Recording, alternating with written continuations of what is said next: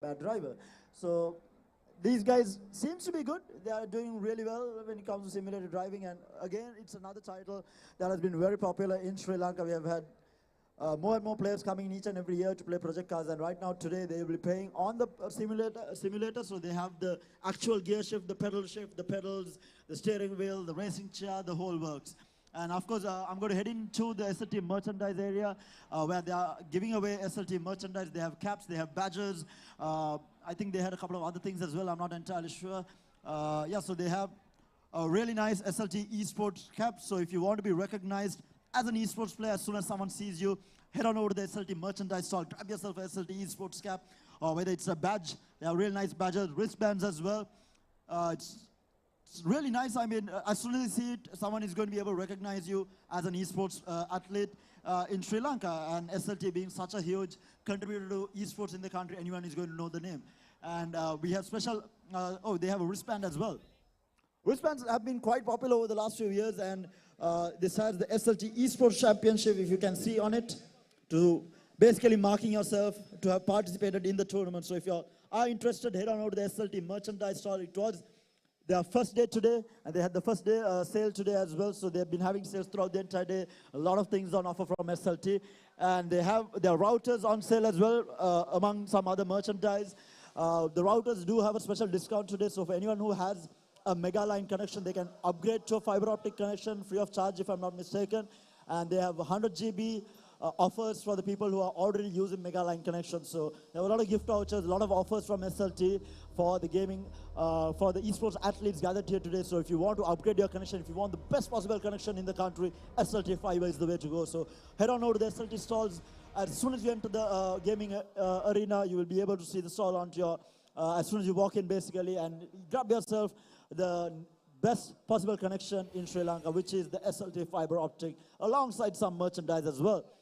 And afterwards, we have the registration table. It seems to have settled down a bit. We had a massive gathering here during the morning, where just amazing number of people just flocking in to register for the event, and even people who registered before just coming in to ensure that they have registered for the event and to confirm their participation. So, and a reminder, this event is basically has the official 9 clans in Sri Lanka participating. They confirmed their participation in the morning.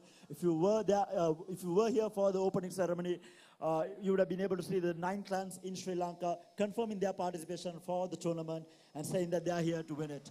And we saw an amazing trophy on offer from SLT as well. So that's what everyone, all the top clans in the country are fighting for. They want to grab that overall championship, take the most number of titles home, and be named the best clan in Sri Lanka. Of course, it carries a lot of weight. It's a lot of pride to be the best clan in Sri Lanka.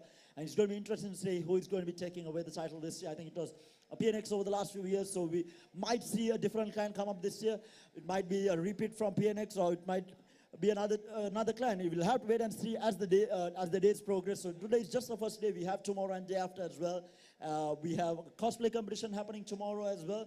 So if you all are at home, if you are interested to catch the action live, head on over to BMICH, Srimao Bandaranayake Hall C, where the matches and the entire eSport arena is located at. It is an amazing atmosphere here.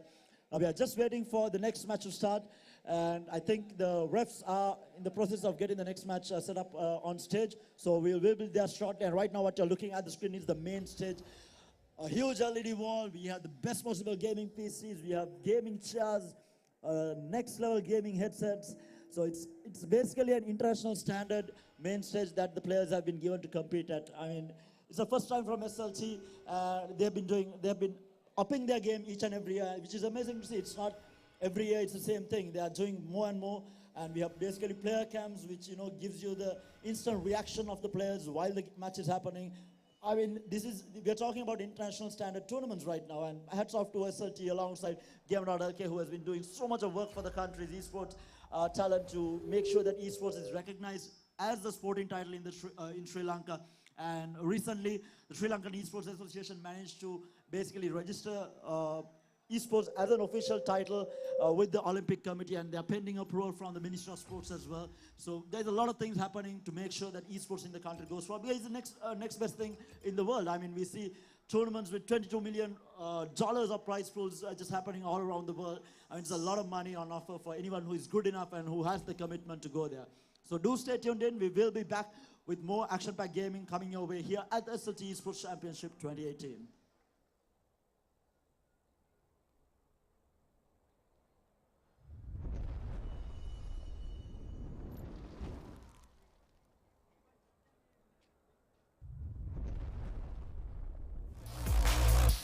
eSports යනු කුමක්ද? Electronic sports හෙවත් eSports යනු තරඟකාරී ලෙස පරිගණක ක්‍රීඩාවලට යොමු වීමයි. ජාත්‍යන්තරව පිළිගත් තරඟකාරී ලෙස ක්‍රීඩා කරනු ලබන eSports ක්‍රීඩා රාශියක් තිබේ. මෙම ක්‍රීඩා නොයෙකුත් ආකාරයෙන් ක්‍රීඩා කළ හැක. පරිගණක, කොන්සෝල් සහ ජංගම දුරකථන. ඉතා ප්‍රසිද්ධ eSports ක්‍රීඩා වන්නේ League of Legends, Dota 2, Counter-Strike Global Offensive, FIFA, Call of Duty, Clash Royale. ඕනෑම පුද්ගලයෙකුට eSport ක්‍රීඩාවන් සඳහා සහභාගී විය හැක. ඉලෙක්ට්‍රොනික් ස්පෝර්ට්ස් යනු ක්‍රීඩාවකි. මේ ක්‍රීඩාවක් ලෙස ජාතික ඔලිම්පික් කමිටුව හා ආසියානු ඔලිම්පික් කවුන්සිලය මගින් හඳුනාගෙන ඇත. ජකාර්තා නුවර පැවති ආසියානු ක්‍රීඩා උළෙල සඳහා eSports එක්කර තිබුණේ. එපමණක් නොව මීළඟ ආසියානු ක්‍රීඩා උළෙල සඳහාද පදක්කම් සහිත ක්‍රීඩාවක් ලෙස eSports ඇතුළත් කර ඇත. ජාතික ඔලිම්පික් කමිටුව විසින් 2024 දී පවත්වන ඔලිම්පික් ක්‍රීඩා උළෙල සඳහාද eSports ඇතුළත් කිරීමට සාකච්ඡා කරමින් පවතී. වෘත්තීය eSports ක්‍රීඩකයන් සඳහා වැටුපක් ගෙවනු ලබන අතර ඔවුන් පුහුණුවීම්වල යෙදමින් රුපියල් බිලියන 4ක් වැනි විශාල ත්‍යාග මුදල් සහිත තරඟාවලි සඳහා සහභාගී වේ. ශ්‍රී ලාංකික eSports ක්‍රීඩකයන් තම රට නියෝජනය කරමින් ආසියානු සහ ලෝක eSports ශූරතාව වැනි තරඟාවලි සඳහා සහභාගී වී ඇත. ක්‍රිකට් ක්‍රීඩාව සඳහා ජාත්‍යන්තර ක්‍රිකට් කවුන්සිලය මෙන් eSports සඳහා ජාත්‍යන්තර eSports සංගමයද ශ්‍රී ලංකාව තුළ eSports පාලනය කිරීම සඳහා ශ්‍රී ලංකා eSports සංගමයද කටයුතු කරයි. ක්‍රීඩකයන්ට පුහුණුවීම මගින් වෘත්තීය ක්‍රීඩා කණ්ඩායම්වලට හෝ ජාතික ක්‍රීඩා කණ්ඩායම්වලට එකතු වී මෙය වෘත්තියක් ලෙස කරගෙන යාමට අවස්ථාව උදා වී ඇත. 2007 දී ශ්‍රී ලංකාවට gamer.lk විසින් eSports ප්‍රථම වරට හඳුන්වා දෙනු ලැබීය. eSports ක්‍රීඩා කිරීම සඳහා හොඳම අන්තර්ජාල සම්බන්ධතාවය කුමක්ද?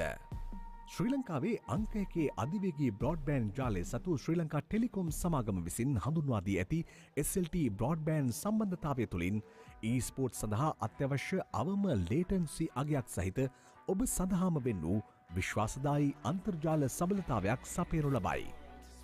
ඔබට ගැලපෙන විවිධ පැකේජ් රාශියක් සමගින් තත්පරයට මෙගාබිට් 100ට වඩා වැඩි වූ අධිවේගයක් සහ eSports සඳහාම ගැලපෙන පරිදි සකස් කරන ලද දක්ෂ හුවමාරු මාර්ග පද්ධතියක් සහිත ශ්‍රී ලංකා ටෙලිකොම් ආයතනය eSports සඳහා හොඳම තෝරා ගැනීම වේ. වැඩි විස්තර සඳහා www.slt.lk වෙත පිවිසෙන්න. eSports සඳහා යොමු විය හැක්කේ කෙසේද? ප්‍රථම පියවර. විවිධ වූ eSports ක්‍රීඩා අතරින් ඔබ කැමති ක්‍රීඩාවක් තෝරා ගැනීම.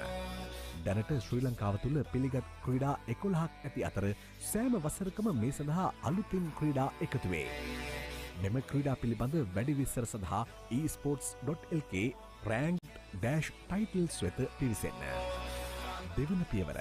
පුහුණුවීම.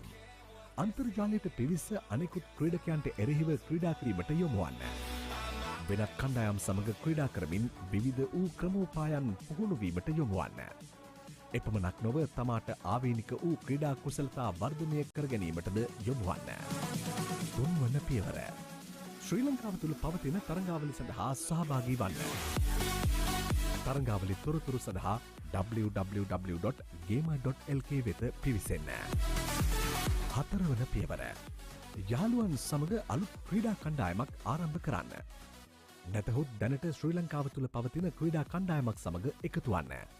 දැනට ශ්‍රී ලංකාව තුළ විවිධ වූ දක්ෂකම් සහ හැකියාවලින් පිරි ප්‍රධාන ක්‍රීඩා කණ්ඩායම් 9ක් ඇති අතර මෙම කණ්ඩායම් පිළිබඳ වැඩි විස්තර සඳහා esports.lk/clans වෙත පිවිසෙන්න. පස්වන පියවර. නිරන්තරයෙන් ක්‍රීඩා කරමින් තම හැකියාවන් වර්ධනය කරගන්න. ඔබ SLT eSports තරඟාවලිය වැනි තරඟාවලියක් ජයග්‍රහණය කළහොත් ඔබට ශ්‍රී ලංකාව තුළ පිළිගත් eSports ක්‍රීඩකයෙකු බවට පත්විය හැක. SLT eSports තරඟාවලිය සඳහා සහභාගී වී විනෝද වන්න. SLT eSports තරඟාවලිය eSports වෙත පිවිසීම සඳහා ඇති හොඳම තරඟාවලියයි. ඔබ කැමති ක්‍රීඩාවක් සඳහා ඇතුළත් වී ඔබගේ eSports ගමන් මඟ ආරම්භ කරන්න. අනාගතයේ ක්‍රීඩාව හෙවත් eSports හි ප්‍රවීණ ක්‍රීඩකයෙකු වීමේ ප්‍රථම පියවර මෙයයි. ඔබව SLT eSports තරඟාවලිය සඳහා සාදරයෙන් පිළිගනිමු.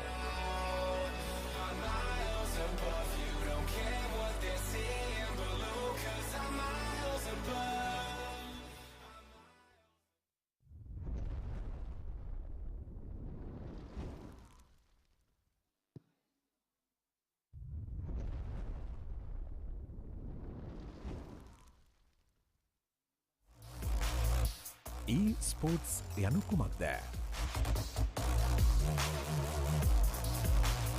ඉලෙක්ට්‍රොනික් ස්පෝර්ට්ස් හෙවත් eSports යනු තරඟකාරී ලෙස පරිගණක ක්‍රීඩාව. Hi guys and welcome back to the SLT eSports Championship 2018. We are just about to get into another League of Legends match. If I'm not mistaken, I have Death Reapers and Dark Reapers. Okay, so I have two Reaper teams here for League of Legends. I'll be talking to the two captains to see what they have to say about the upcoming match. Hi, Nammogadda. Prabhath චතුරංග. ප්‍රභාත් කොහොමද expectation එක match එකට දිනනවා කියලා දිනන්න පුළුවන් කියලා හිතනවද? සම්පූර්ණයෙන් මුළු දුරම යන්න පුළුවන් කියලා හිතනවා ගිහිල්ලා ටයිටල් එක මුස්සන්න පුළුවන් කියලා හිතනවද? පුළුවන් තුර යන්න try කරනවා. පුළුවන් තුර. මොන හරි එකක් කියන්න තියෙනවා නම් එහා පැත්තේ ටීම් එකට මොන හරි කියන්න තියෙනවා මොනවද කියන්නේ? එහෙම මොකුත් නැහැ. මොන හරි කියන්න ඕනේ. එහෙම බෑ. කම්පිටිටිව්නස් එක පෙන්නන්න අනිවාර්යෙන් දිනනවා කියලා හරි කියන්න ඕනේ. ආයේ හොඳ තරගයක් දෙමු කියලා තමයි මට කියන්න තියෙන්නේ. හොඳ තරගයක් දෙමු. හරි. බලමුකෝ එහා පැත්තේ ටීම් එකෙන් හරි මොන හරි කියයිද කියලා. හයි නම් මොකද්ද? මහල වාගෙනුත් එකම ප්‍රශ්නේ ආ හිතනවාද ටූර්නමන්ට් එකේ සෑහෙන දුරක් යන්න පුළුවන් කියලා නැත්නම් දැන් ස්මෝක් ටීම්ස් අයිලන් ඇවිල්ලා මෙතන කිව්වා ඒගොල්ලෝ තමයි ලංකාවේ හොඳම ටීම් තුන අතර ඉන්නේ අපි තමයි මේකේ අනිවාර්ය කාර්ය දෙකාරය වෙන්නේ කියලා මොකද ඒ සම්බන්ධයෙන් කියන්න තියෙන උඹලා හිතන උඹලා ටීම් එකට ඒකට හොඳ තරගයක් දෙන්න පුළුවන් කියලා තරගයක් දෙන්න උත්සාහ කරනවා. එහා පැත්තේ ටීම් එකට කියන්න දිනවා නම් මොනවද කියන්නේ Watch your backs guys. Watch your backs guys අන්න තියෙන කතාව. Alright, there you have it guys, the two captains from Dark Reapers and Death Reapers going up against each other in this next League of Legends match. Stay tuned for the action live. We will be having the casters taking you through the play-by-play as well, so do not go anywhere. We will be back shortly.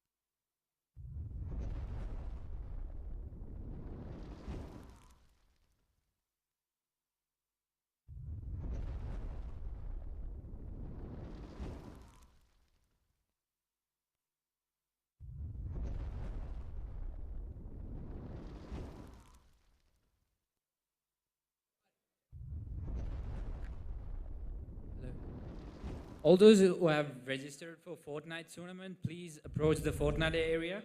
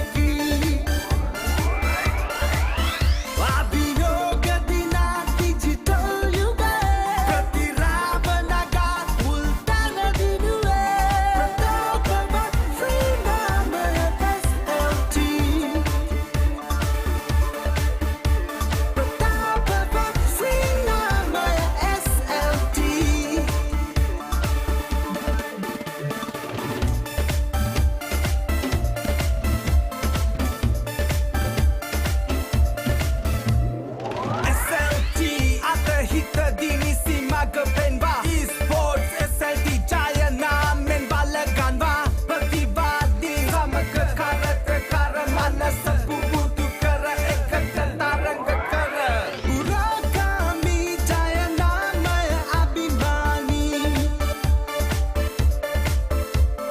proud banta SLT abibeki Abinoga dina digital yuga Katira banaga multana dinue Pratapa free namanya SLT Pratapa free namanya SLT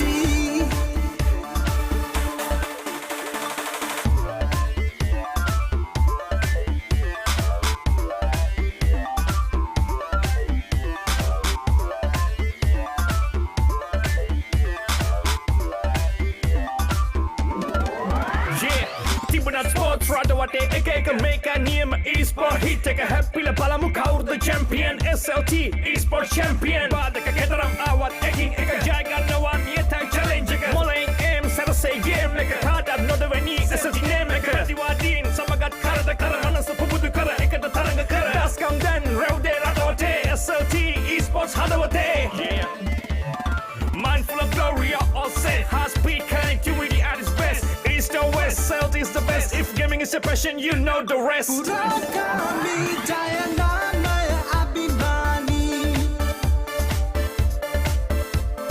Proud banta SLT abibeki Abinoga dina digital yuga Katira banaga multana dinue Pratapa free namanya SLT Pratapa free namanya SLT SLT eSports Championship SLT eSports Championship SLT eSports Championship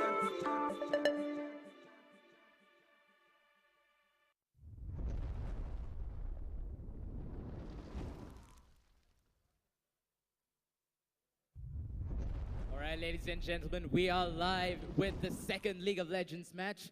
With me is The Unseen Blade. Yeah. All right, we have the NA Dark Reapers going up against the WG Death Reapers, the Battle of the Reapers, I believe. They have a really nice name team going on. Both of them are Reapers. So let's see what is more deadly, the Dark Reapers or the Death Reapers. All right, we are still waiting for the games to start. So who do you think is gonna win? Like, let's have a look. Like, Teams do have a balanced an amount of skilled players. Well, my money's on the NA team for now. I don't know how the game would go on. Like, Yeah, true. if they do make like the WG team, the Wolfgang team is known to rely on the opponent's mistakes. So if the Noble Alliance team does make a mistake, so they will be able to, like, you know, work on those mistakes and turn around the game. Yeah, so it's a safe. I don't think it would be a safe bet to bet on the NA team. Yeah, it's true. I mean, as we saw in the previous match, it comes down to a matter of experience and knowing what to do and when to Yes. do it. So Yes. we are still waiting on to go into the pick screen. Okay. So as you see in the last match, we had a rookie team versus a really experienced team. So what do you think about that match? So we saw like a clear display of skill from Deo.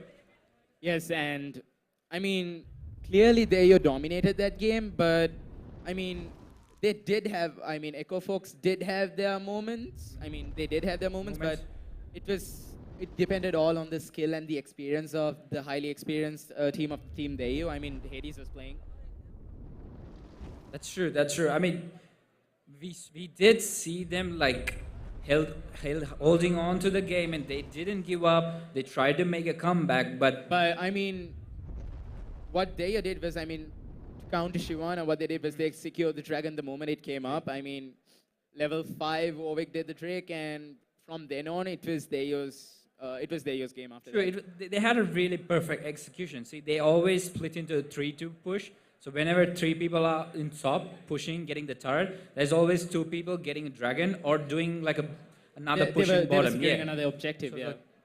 those things they gotta watch out, man. So, I mean, they were going against a late game versus early game comp. Yes. So there was lot of potential there for like the other team to win, but then again, they just wrecked the early game and it was just straight out massacre. So It was a massacre.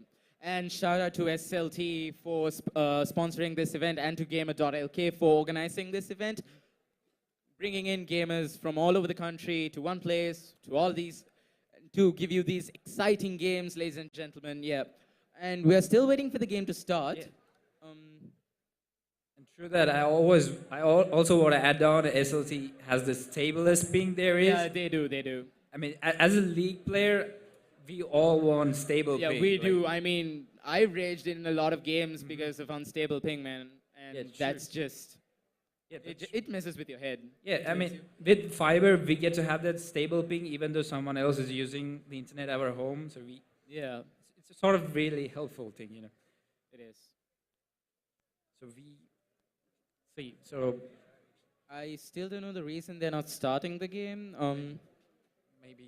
maybe they're waiting on something or some sort of technical difficulty there. I believe so. Yeah.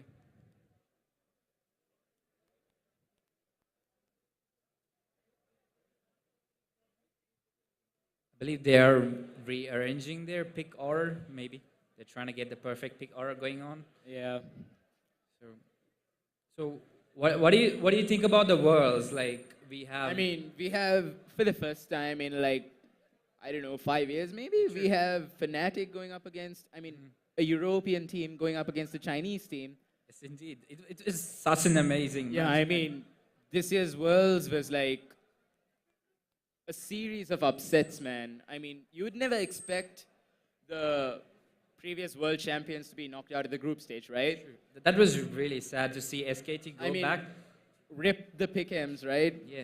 I mean, I had my bets on the world champions to come into the group, knockout stage, but I mean, Cloud9 just destroyed them.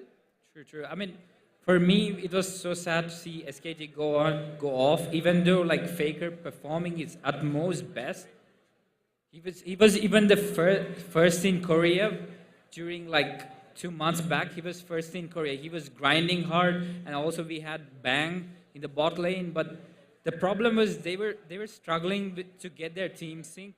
So they had problems with their team sync. The players were having breakdown. I mean, it was really tough time for them. But then again, you see teams like RNG dominating. And ladies and gentlemen, we are live with the game, and someone has left the lobby. So yeah. Yeah. Let's go back to. I mean, you see teams like RNG dominating during mid-season invitational. Yeah, they did dominate, but then again, quarterfinals, team G2 eSports, they make the biggest upset, knocking out RNG out of that tournament. That's true. It's like we can't expect like what's gonna happen, like nobody knows what's gonna happen. Everything's like weird. Like there was a North American team in Worlds. Yeah, like, in I mean, semifinals. Worlds this year is like, I mean, previous years, we would always expect to see SKT in the Yeah. finals. I mean, at least one Korean team in the finals. true. And now we see one Chinese team and an European West team. Yeah, and who are you betting on? Is I'm it going IG for or Fnatic, Fnatic? man. Oh, I'm my going God, for it's a Fnatic.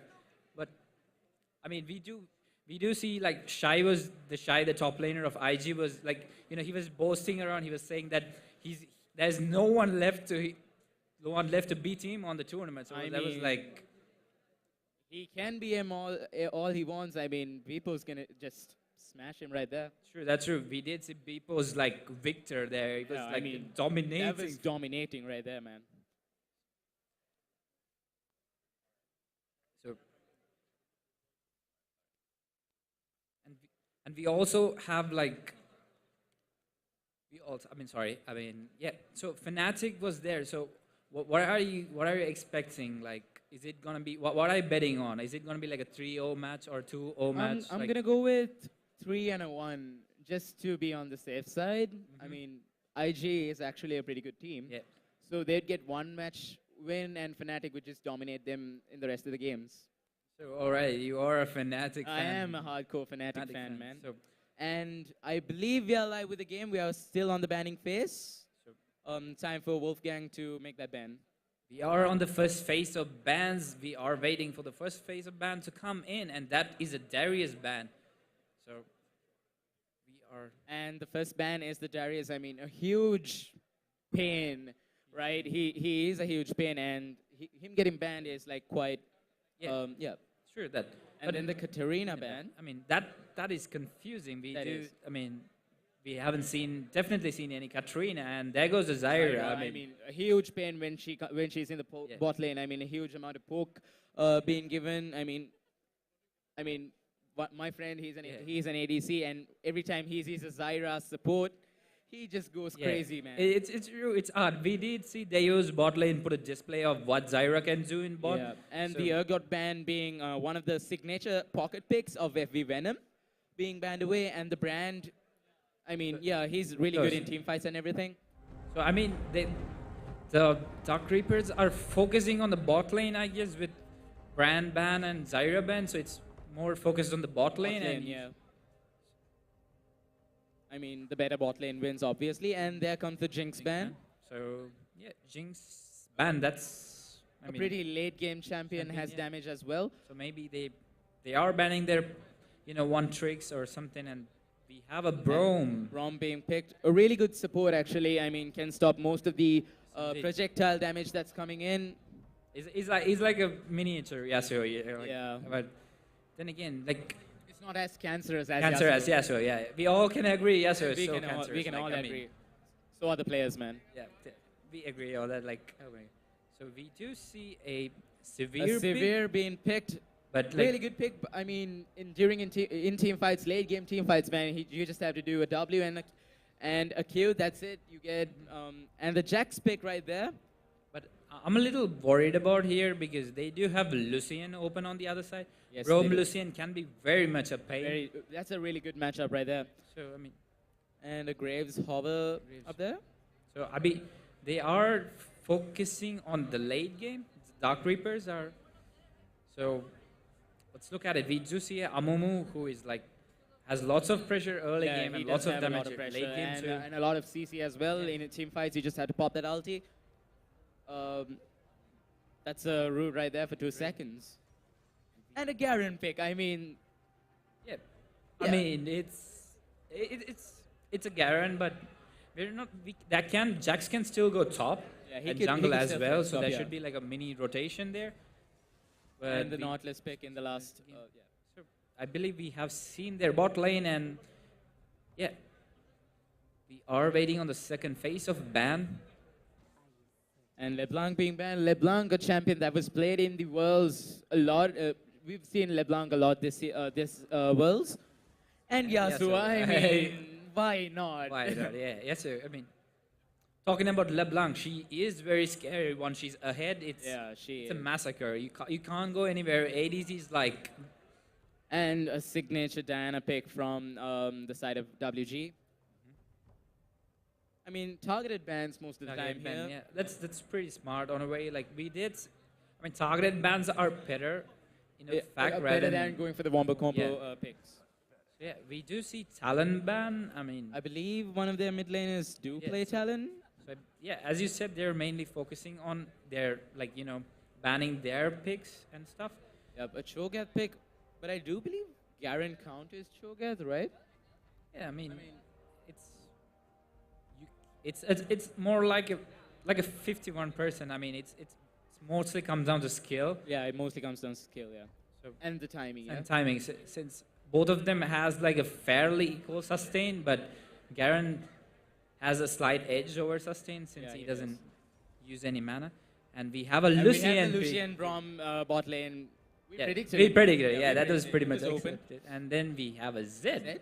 I mean, I'm worried about No way. Could be an Akali. Akali. Yeah, The AP Since damage AP is dam- quite needed here because we do need some sort of AP because they're all heavily AD and they have so much tanks tanks on over there, yeah. Dark Reapers. Yeah, They could just build. Eh, And that's a Lissandra 100. pick. Mhm. I believe on the side of Death Reapers, they're going for a team fight oriented. Yeah, true. Getting that locked down and those CCs. I mean, Lissandra and Brom combined together is very scary. Yeah, I it mean, was scary, man. so let's wait for the last Last pick, I believe it is the mid mid laner. Maybe they should pull up some. And that's a Twisted Fate. Fair matchup going Fair in. Lissandra against a Twisted Twisted Fate. Fate. It will all depend on the skill level of these players. I mean, it's a pretty much even matchup in pre-6, but later after level 6, Twisted Fate has so much potential to roam top or bot, and it's going to be really hard. Lissandra can't really match that. So, what do you think the best strat they should have to avoid, Twisted Fate from roaming off? Well, Lissandra should get ahead. I mean, Yeah, start sure. pressuring that lane as much as she can. So that means Mumu will have to gank mid a lot. Yes, indeed. So once that happens, Twisted Fate is locked down. I mean, unless the other lanes start roaming down to the mid lane to help that Twisted Fate. I mean, I think what Death Reapers should be doing is pressuring that Twisted Fate, right? Really hard. Yeah, they should, as you said, it's the best part. So we do see other picks like Nautilus and Nautilus, another really another CC heavy champion with that hook and that ultimate, like knocks up every champion that's in front of you. So I mean, you're an ADC main, so who do you think has the upper hand in the bot lane, man? I believe it should go to the Death Reapers since they have that bursty bot lane, and early game Severe pretty much cannot do anything. Yeah, so she's like pretty weak in the early game, yeah, and really mana heavy as well. mana heavy too. Mana Yeah, heavy. that too. So I believe they should have lane priority over Death Reapers, or they will suffer heavily. Since Dark Reapers, you mean? Yeah, Dark Dark Reapers. Reapers. My bad. I'm sorry.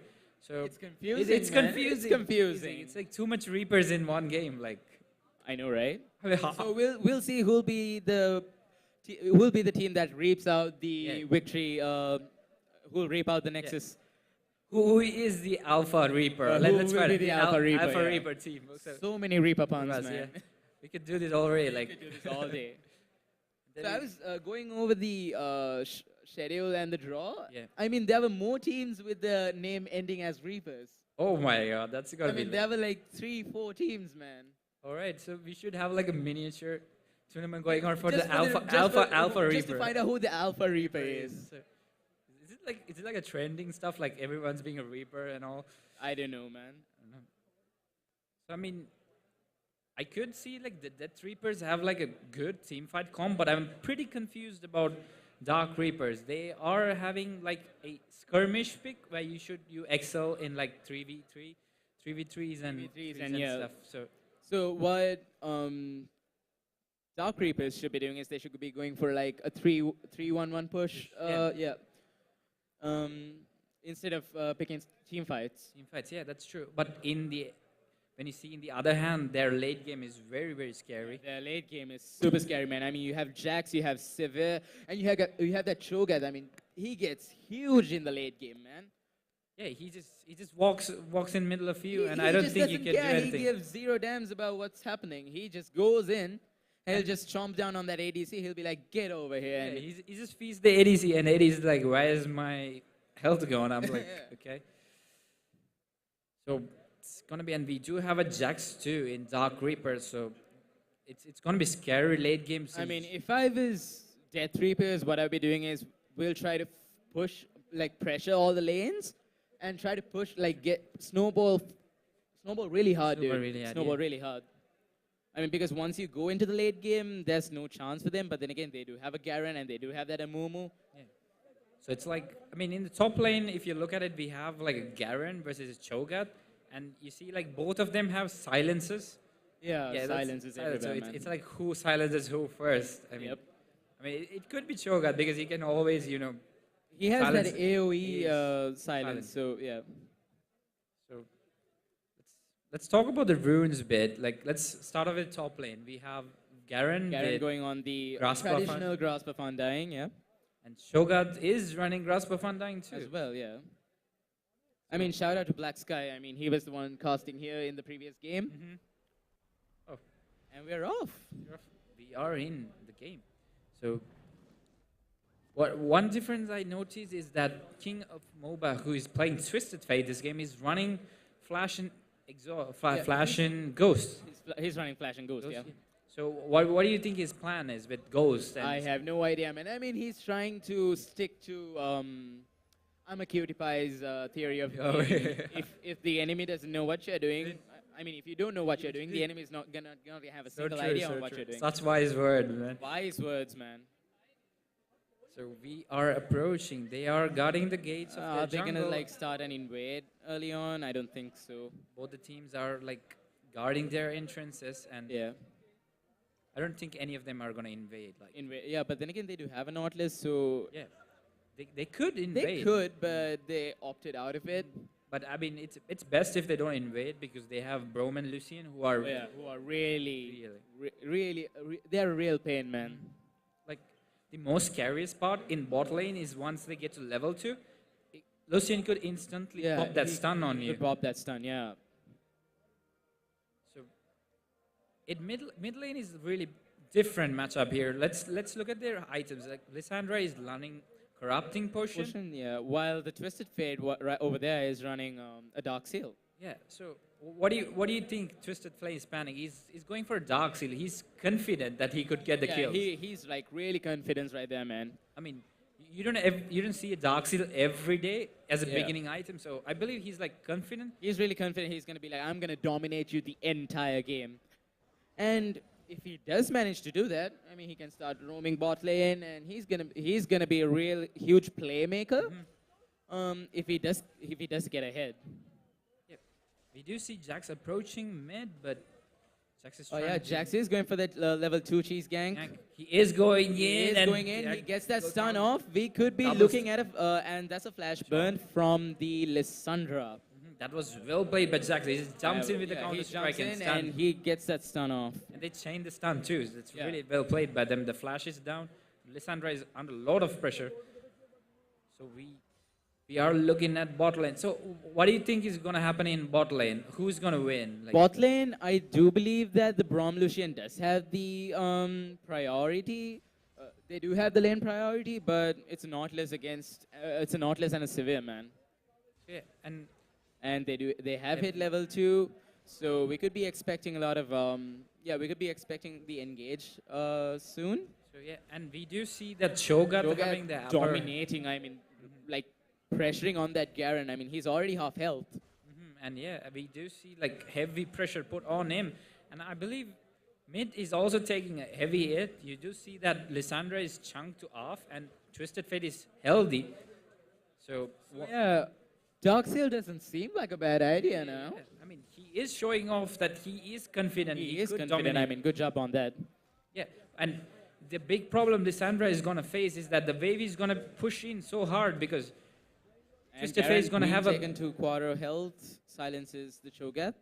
Twisted Fate is going to have a minion dematerializer just in like a few 20 seconds or 30 seconds, and it's going to be hard to Lissandra Sandra, yeah, man. to stay in lane. He's going to poke you down, shown down the wave. It's going to be really hard. And Yep. so, what do you think Lissandra's plan here should be? Like, what?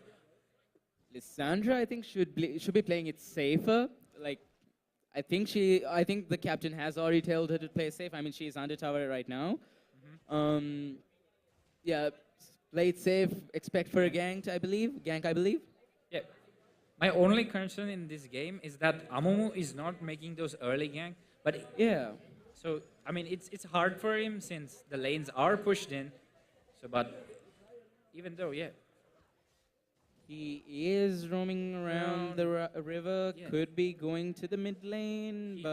He could make those. He could make a play over there, but I mean, he opted out of it again. All the lanes are pushed in. I don't know. I mean, what is Amumu planning? I mean, he's trying to get to level 6. Is he trying to power farm level 6, get those ganks off, and try to? I mean, we see that Bot lane going bot in. lane. We see that bot lane pressure being there by the Braum and the Lucian over there. But the surprising fact here is we do see like,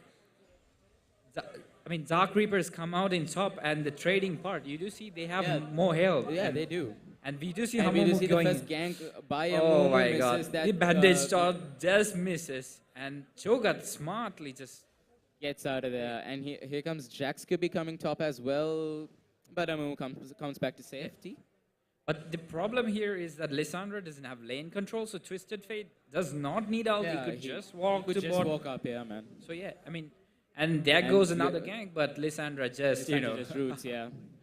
Lissandra doing Lissandra things, man. that's fun, like, hey, Jax. Yeah, rooted. I'm going off here. All right, so I mean, it's kind of surprising to see that they are not using their lane to their maximum. They do have the priority. I mean, they do have the upper hand here, but this Lucian Braum duo, they're not using that upper hand, man. I mean, what I don't know. I mean, in mid lane we do see Lissandra. Lissandra low mana and low health, half health. But the problem here in the top lane would be like soon. I think the Black Sky should get like a good recall back soon, or he will be running out of mana. Yeah, he'll be running out of mana. And then I don't know. I mean, it's going to be really. And the junglers are in their jungle. They are silent. They are farming. But what do you think their plan is? I mean, Jax is power farming, but Jax is Amumu- power farming. I mean, while Jax does that, what Amumu should be doing is he should be going for those lanes, man. He should be helping out his teammates. He should gank those lanes. He should get them ahead. That's what I would do if I was the jungler. But I don't know. It's confusing. Amumu is It is. losing pressure as the time goes on because he needs those early ganks. He needs those early items. But seems like Amumu is performing. Maybe they have like a different sort of plan. We can't judge anyone. Yeah, they we have can't all judge, their They secret have tactics. their strategies. Yeah. We're not here to judge. We're just here to cast. Yeah, it's a season 8. Anything Yeah. can happen. Like I mean, we saw Yasuo going down bot lane. yeah. Oh my God, those were cancerous times. Like top laners in bot. Tell me about it. Like how frustrating is it to like see like a top laner in your lane as Yeah. an ADC main? I mean, go into a rank match with that, you just scream and you just get out of that. If I was there, I'd be just yeah. I just dodge that match, man. And we do see Twisted Fate pick up the blue buff, and Jax gives it, and Twisted Fate tries to go for deep ward there, and Lissandra is also trying to getting the blue buff, I believe. Yeah, Lissandra is. Is getting the blue buff, Yeah. and yeah, Lissandra is not getting the blue buff. Lissandra is no. I mean, Amumu depends a lot on mana to get ahead. Like, Sure that. Yeah, He needs the mana. I believe he's going on a path where he's going to power farm. yeah, power farm, but I don't think it would be worth it, man. I mean, true. In a way, looking at the team comp, it won't be that worth it because even if Amumu locks them down, there won't be. Oh, that was really nice. By Jax And- over there. He might get. He does manage to get that stun and the flash to safety. That was really well That was played. really well played, man. I mean, Jax gets out safely. He does lose the scuttle, but it was. I don't know. Would you say is it worth it for a flash? I mean, he did not gain anything back. I mean, a lot of junglers prioritize the scuttle crabs these days. I mean, they do give out a lot of experience. So I'd say it was worth it a bit. A bit. A bit. A Okay. bit. So looking at these, we still haven't seen any plays come from. I mean, it's 8 minutes, still I mean, no kills, kills. nothing, no action just yet. Yeah, I mean the goal. Looking at the goal lead, we have like 300. 200 goal lead Two- by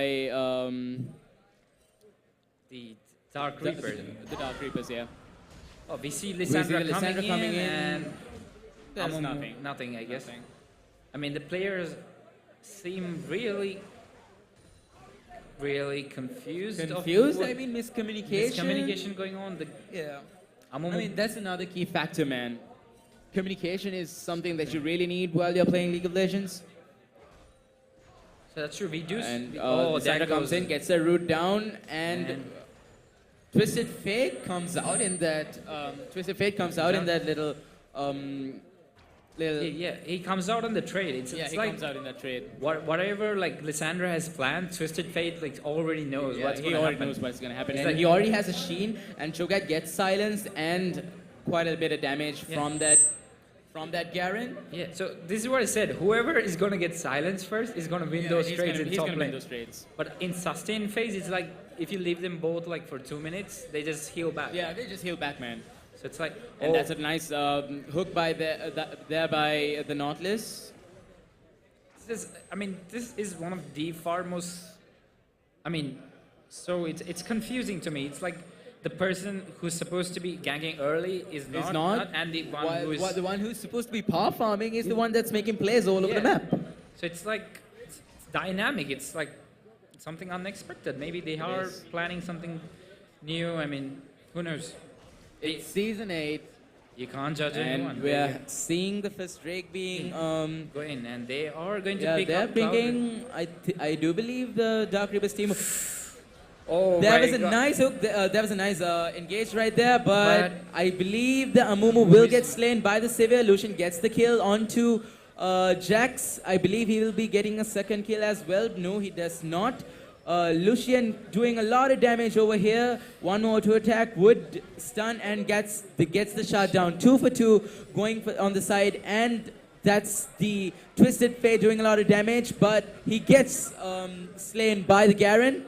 It's a 2 versus 1. Cho'Gath. I mean, it's just fiesta here. Like you could see It's like a them fiesta, walking here man. and there. I mean, it was really well played by the top laners to like respond instantly. Instantly, yeah. And like I mean, we did see that Lissandra had a really Yeah. good play. She had those lockdowns and she did play well. And I think they are chunking down the mid turret.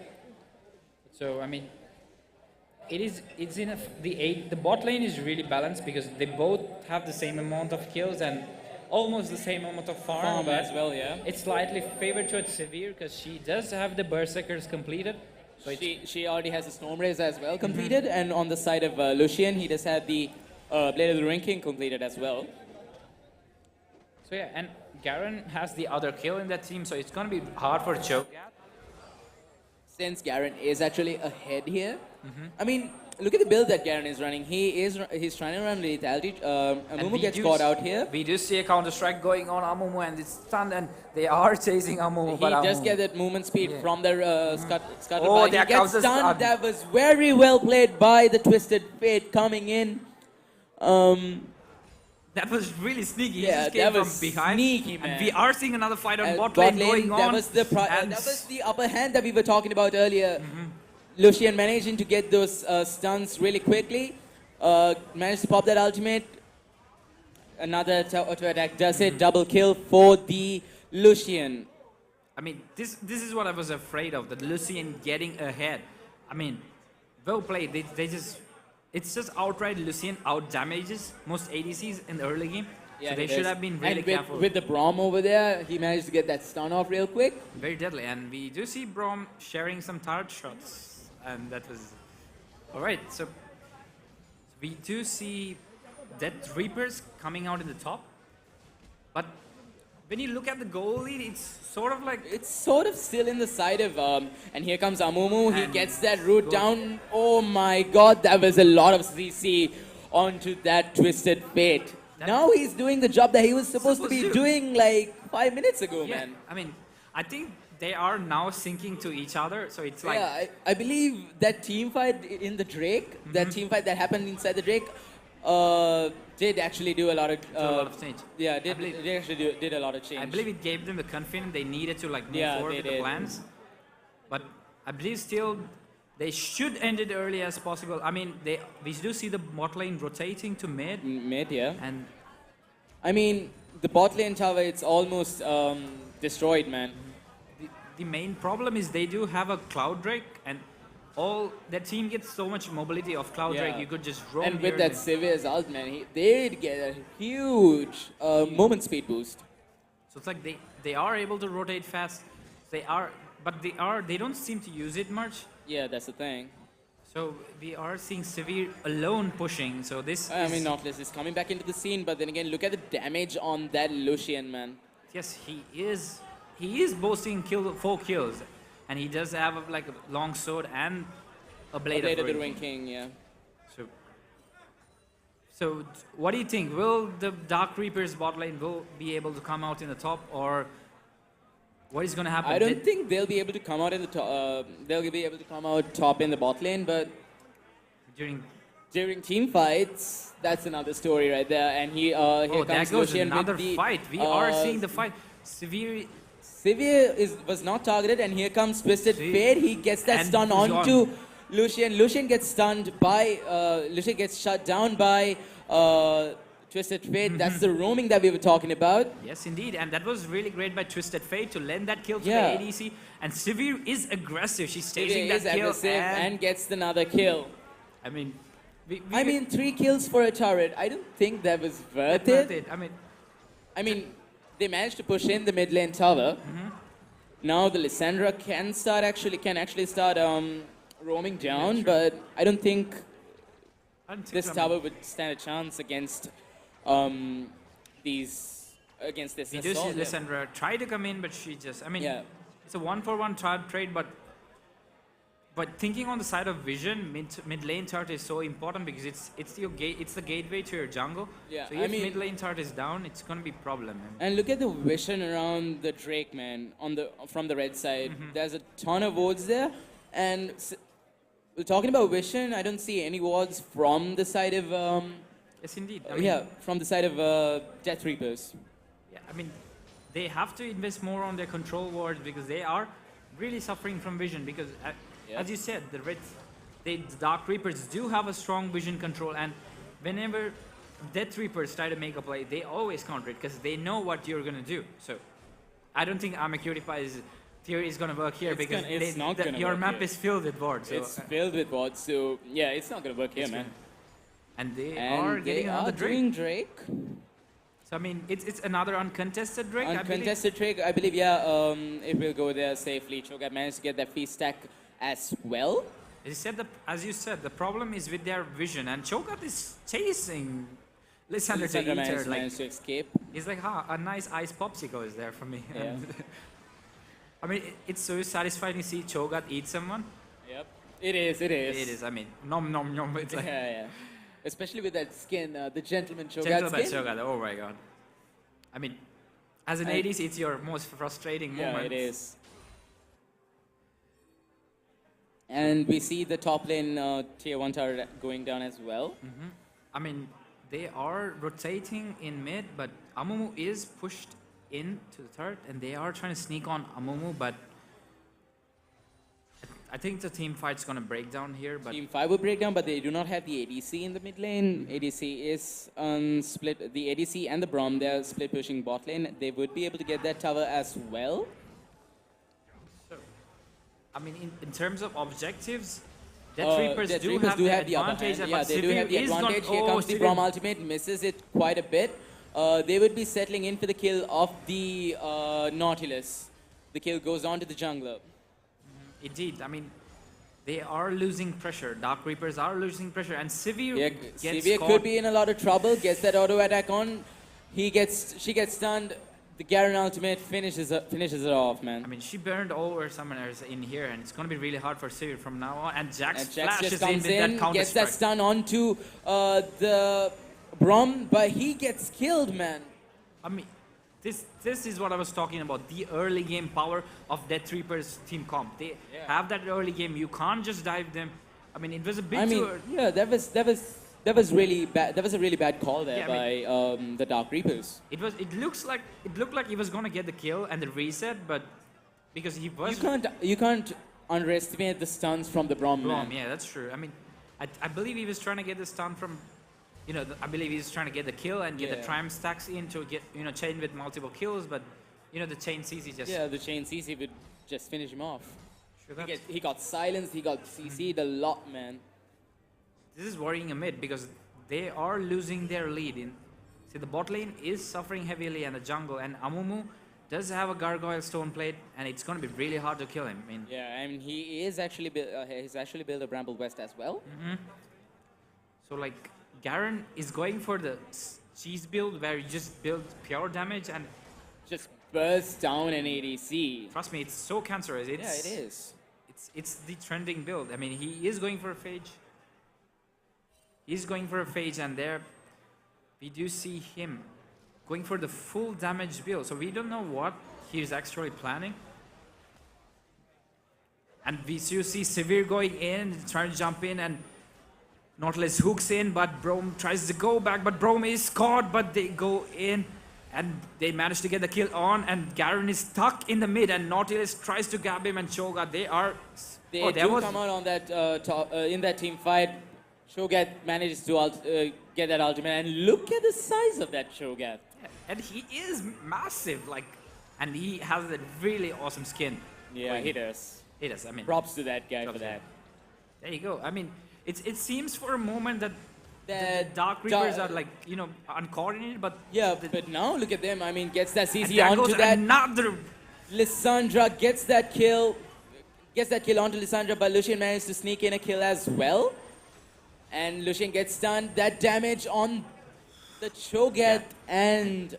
So, it's so well played. Like, for a That was moment, so well you played, think man. that they are doing something, but then again, Dark Reapers just come back. They plan their next movement. They and plan their next movement, man. Yeah, true.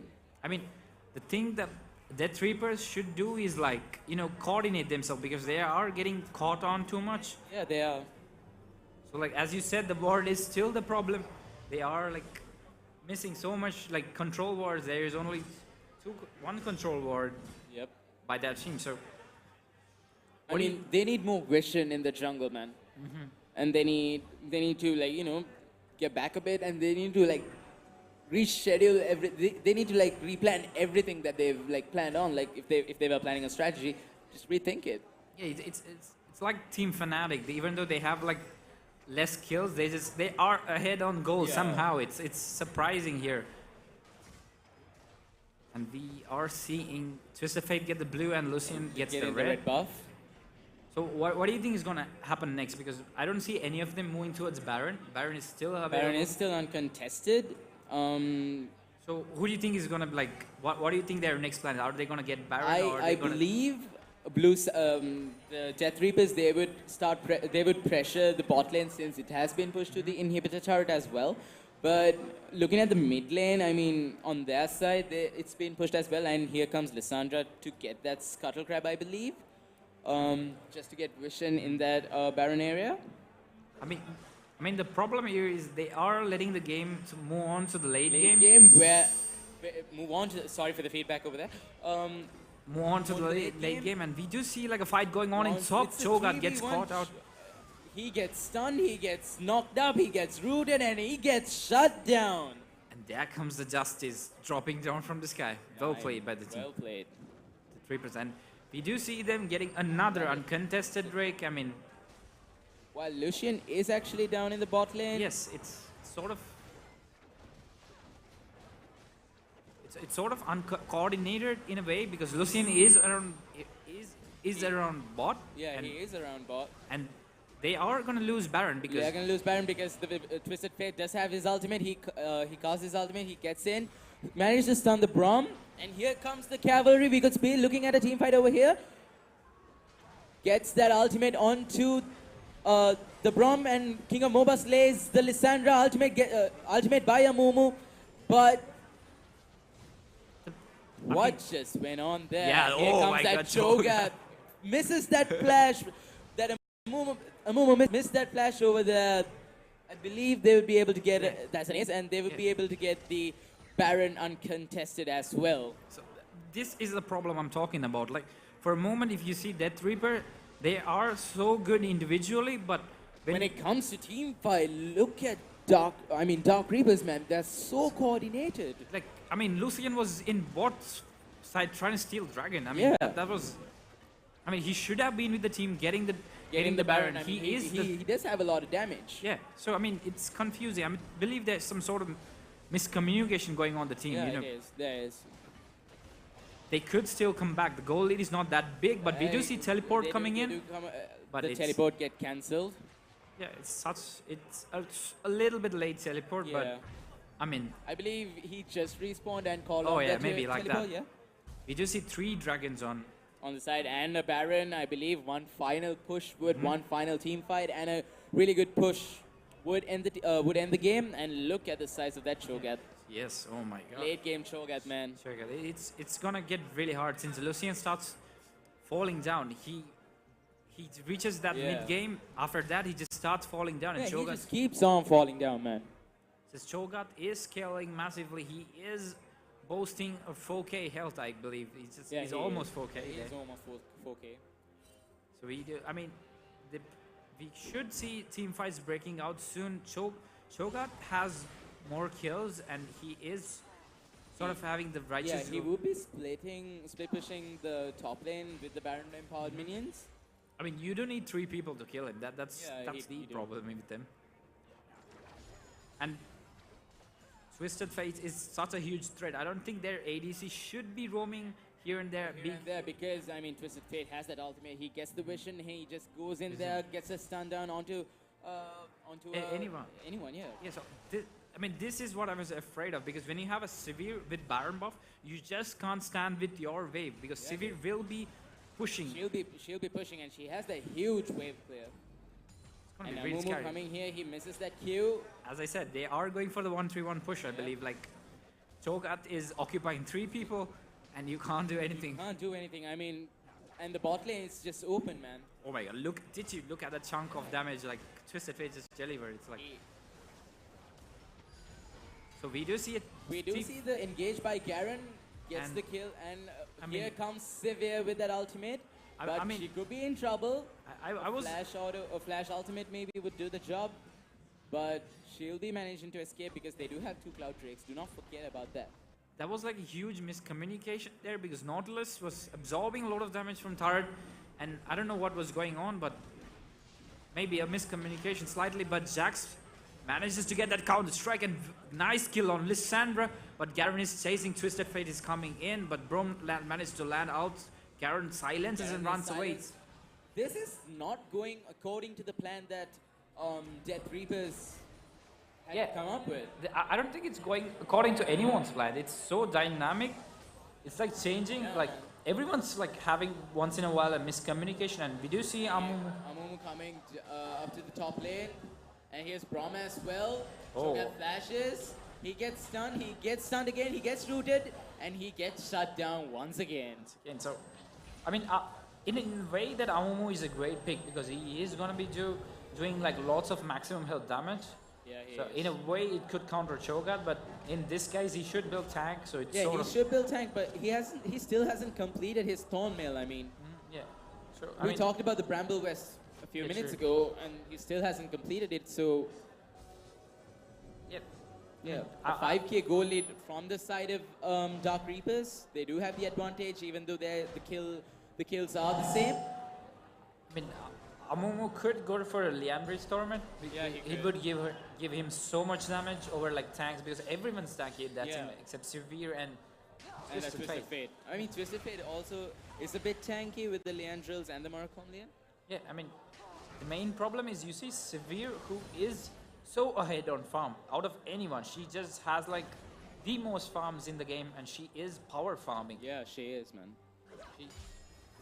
she's gonna be like farming high, and it's gonna be hectic. Once she gets ahead, she will have all the items completed, and her damage is scary. With Stormbrazer combined with her W, say you're going. Say you're going.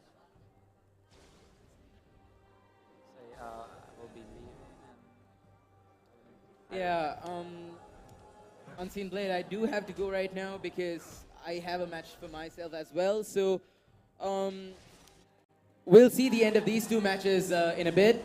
Sure. With this match in a bit, and so good luck for you in that Yeah. casting as well. And this is me, Snowy, signing off for now. I'll be seeing you guys tomorrow. Yeah, thank you, Snowy. It was really fun casting with you, and we are here. They are gonna get the fourth Drake again, uncontested. There is no vision around Drake. They are losing vision. Death Reaper is losing vision, and they are losing a lot of objectives. It's gonna be hard.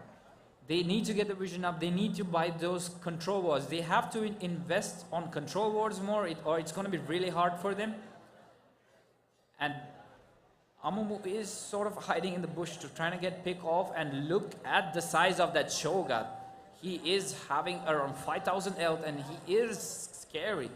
And the team fight breaks on, and there we go. Garen is spinning inside, and Lissandra loses her ult, but Severe just chunks everyone. Severe is there using her W. She just keeps on poking everyone. And there you go. The team fight is won. And I believe Cho'Gath is gonna get the kill. And well played by Dark Reapers. They managed to win the team fight. And I believe this is the final push. Or, yeah, maybe they are gonna get the inhibs and they are gonna back after this. Or maybe they could end the game. There's so much possibility here. So we do have 10 seconds on their respawn timer, and they could get another turret or another inhibitor. I believe maybe they could get another turret. Let's see. The problem here is they don't have any Drake here, and they do have like 2 Cloud Drakes and 2 Ocean Drakes, which is gonna give them the edge on, like, you know, breaking out fights. Whenever there's like a fight and they back off, and when they re-engage, Dark Reapers would be healthy because they would have the Mountain Drake healing up, and it is their second Drake. So, and they also have really good mobility with 2 Cloud Drakes. They could roam around, and it's really hard. With Severe too, you could just chase down and chunk anyone. Like, it's gonna be really hard for them. I mean, at this point, that Reapers could, you know, just try to get a pick off, because Baron is available back now. And Baron is spawning, and they do have, Dark Reapers have the total control on Baron, and it's going to be hard. So this is going to be the break or make final fight. 5v5 fight is happening. Everyone is waiting from Dark Reapers. They are waiting for the cheesy fight. And Jax jumps in with the counter strike, and there goes in Lissandra and uses her W. And Brome outs in, and the fight breaks out. And there goes Amumu, dies down, but it looks like it's in favor of Death Reaper, but Dark Reaper just managed to dominate the fight. They will be winning this fight, and Garen will be going down, and that is the final member, and it is an ace. And the power minions are pushing in, and there goes a teleport by Cho'Gath. I believe this is sadly the end of such an entertaining match. The Dark Reaper versus the Death Reaper match. We are facing the end. That giant Cho'Gath is having so much fun. He's just chunking down the turret.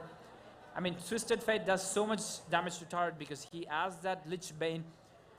And we are here. We are here in the ending of the match. And well played to Team Dark Reapers. They managed to secure the win. And it's such a fun match.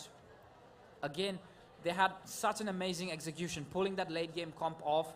And was really, really well played by Dark Reapers. And it was also well played by Death Reapers. Such an entertaining match. And we will be coming up after a short break, and stay tuned, guys.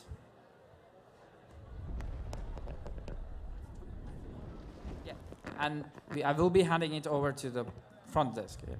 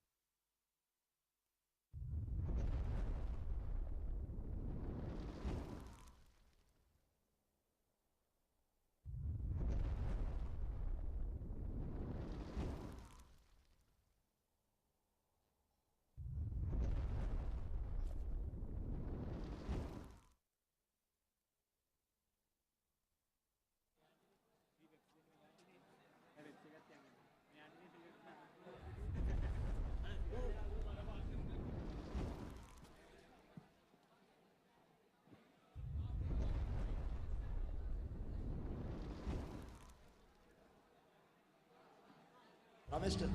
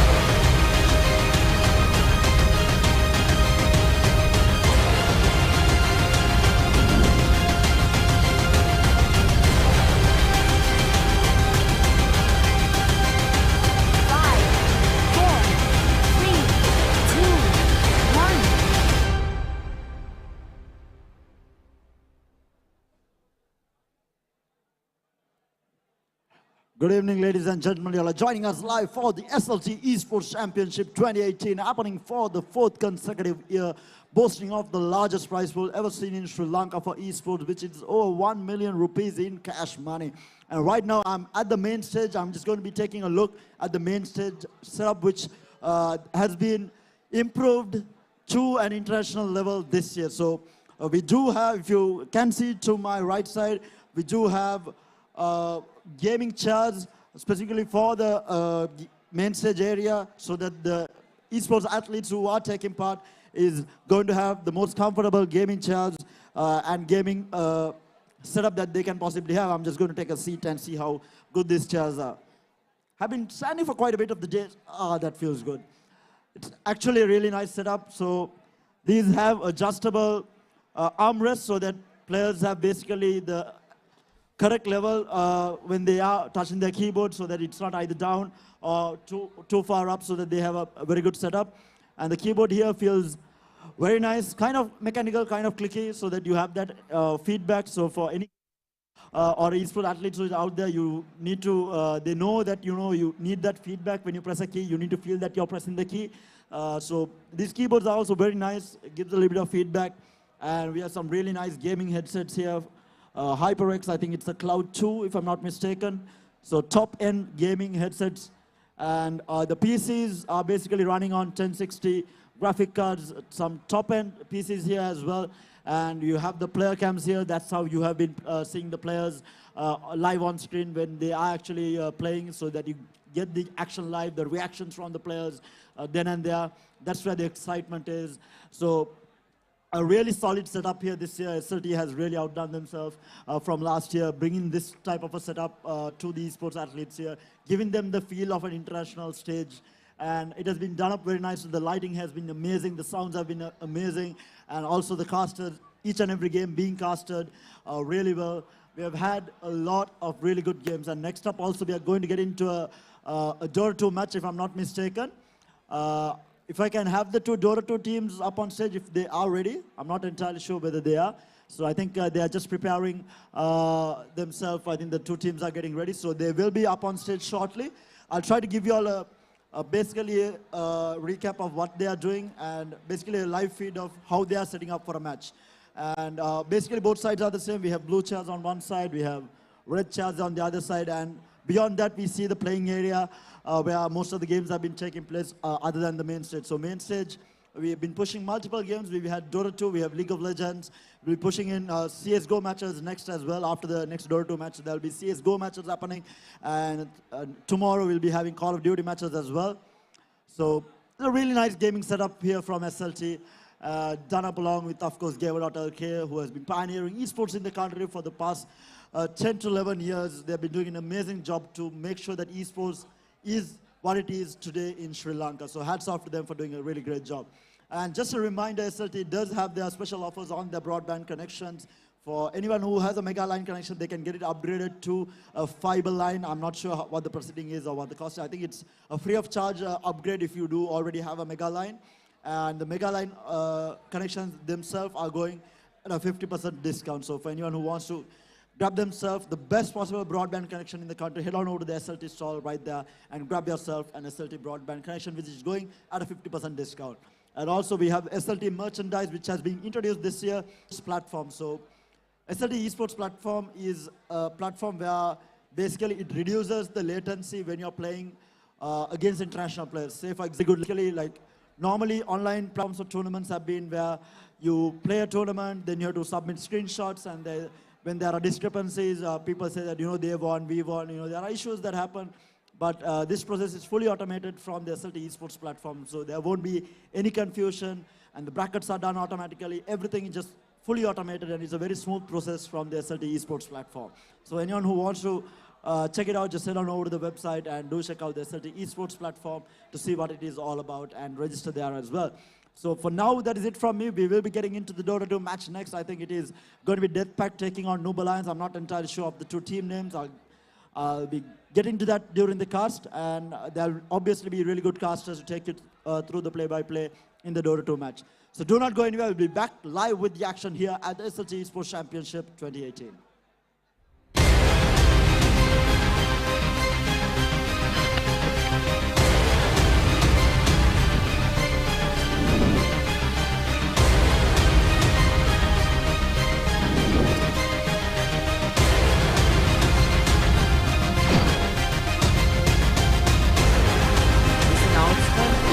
All of you who have registered for the PUBG mobile competition.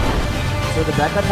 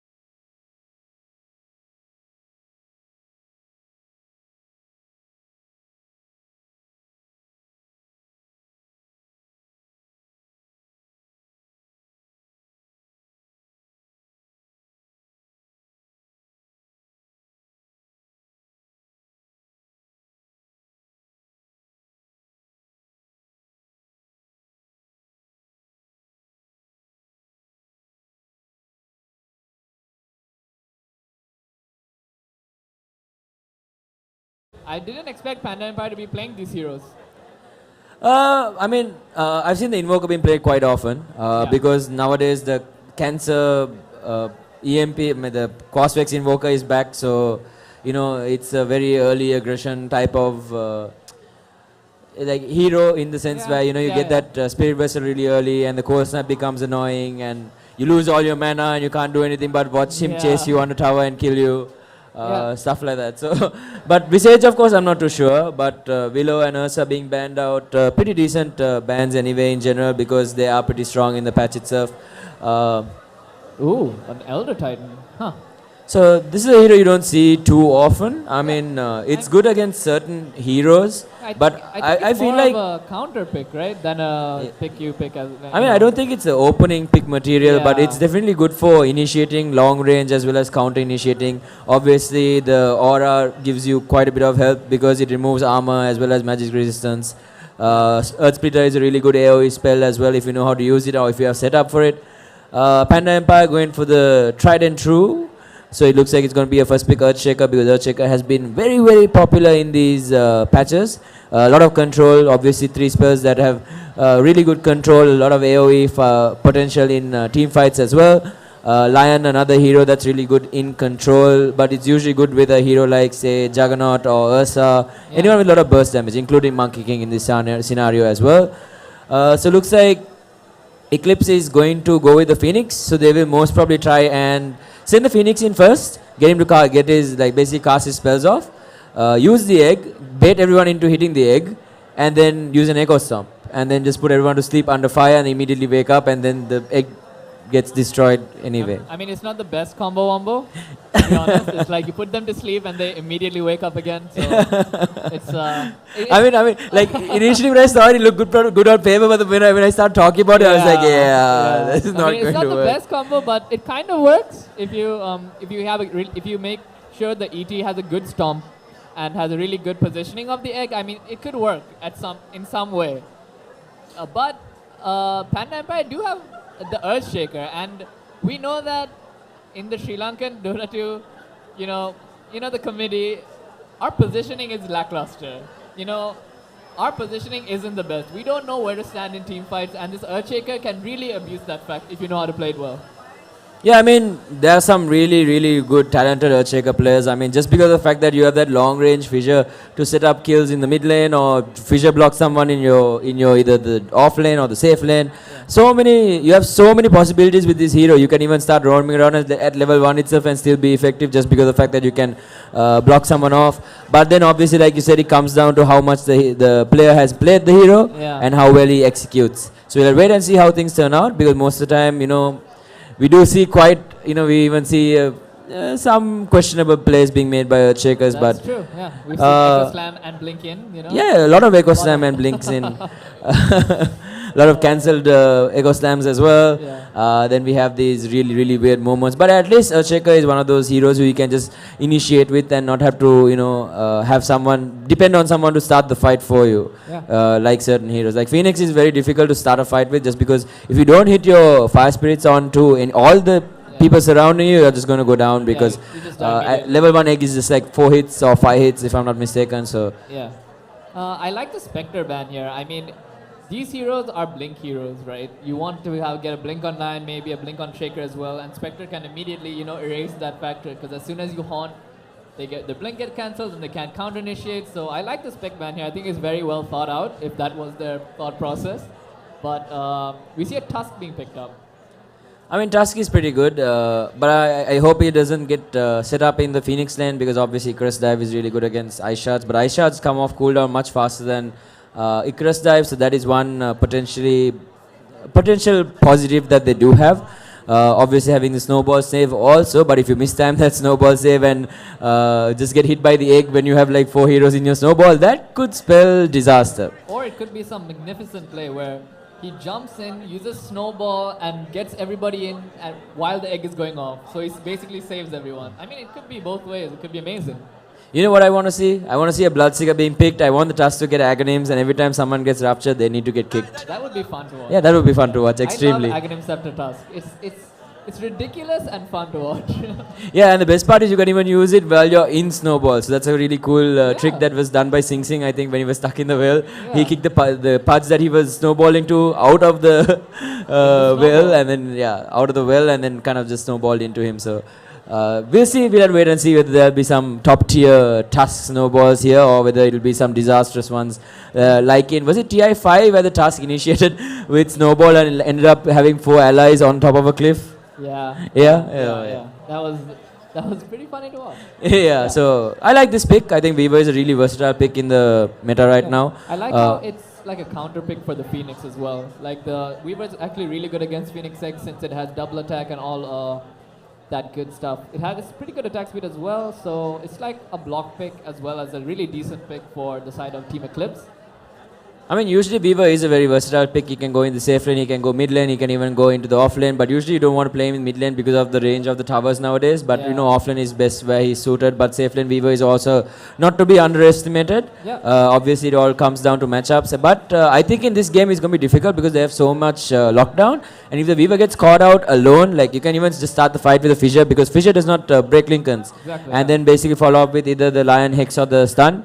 And then you have Snowball into Walrus Punch. And if you have a decent physical damage score, you can probably bring the Weaver down pretty easily. So that is definitely something that he needs to watch out for.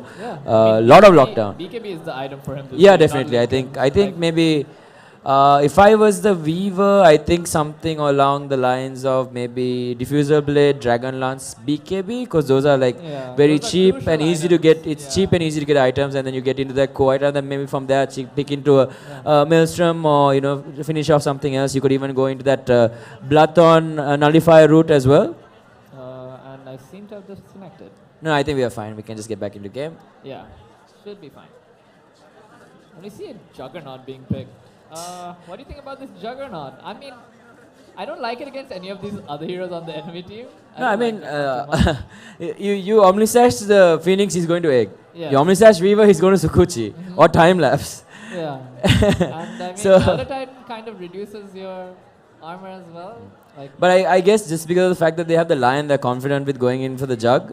So Lifestealer. So here's a hero you don't see too often in the scene. I mean, he is... it's pretty decent in this game though. Yeah, in this game, because there's a lot of disable, like you said, and it's really good against the offlane Shaker as well. So it's definitely going to pay off for them if... What? And I keep disconnecting.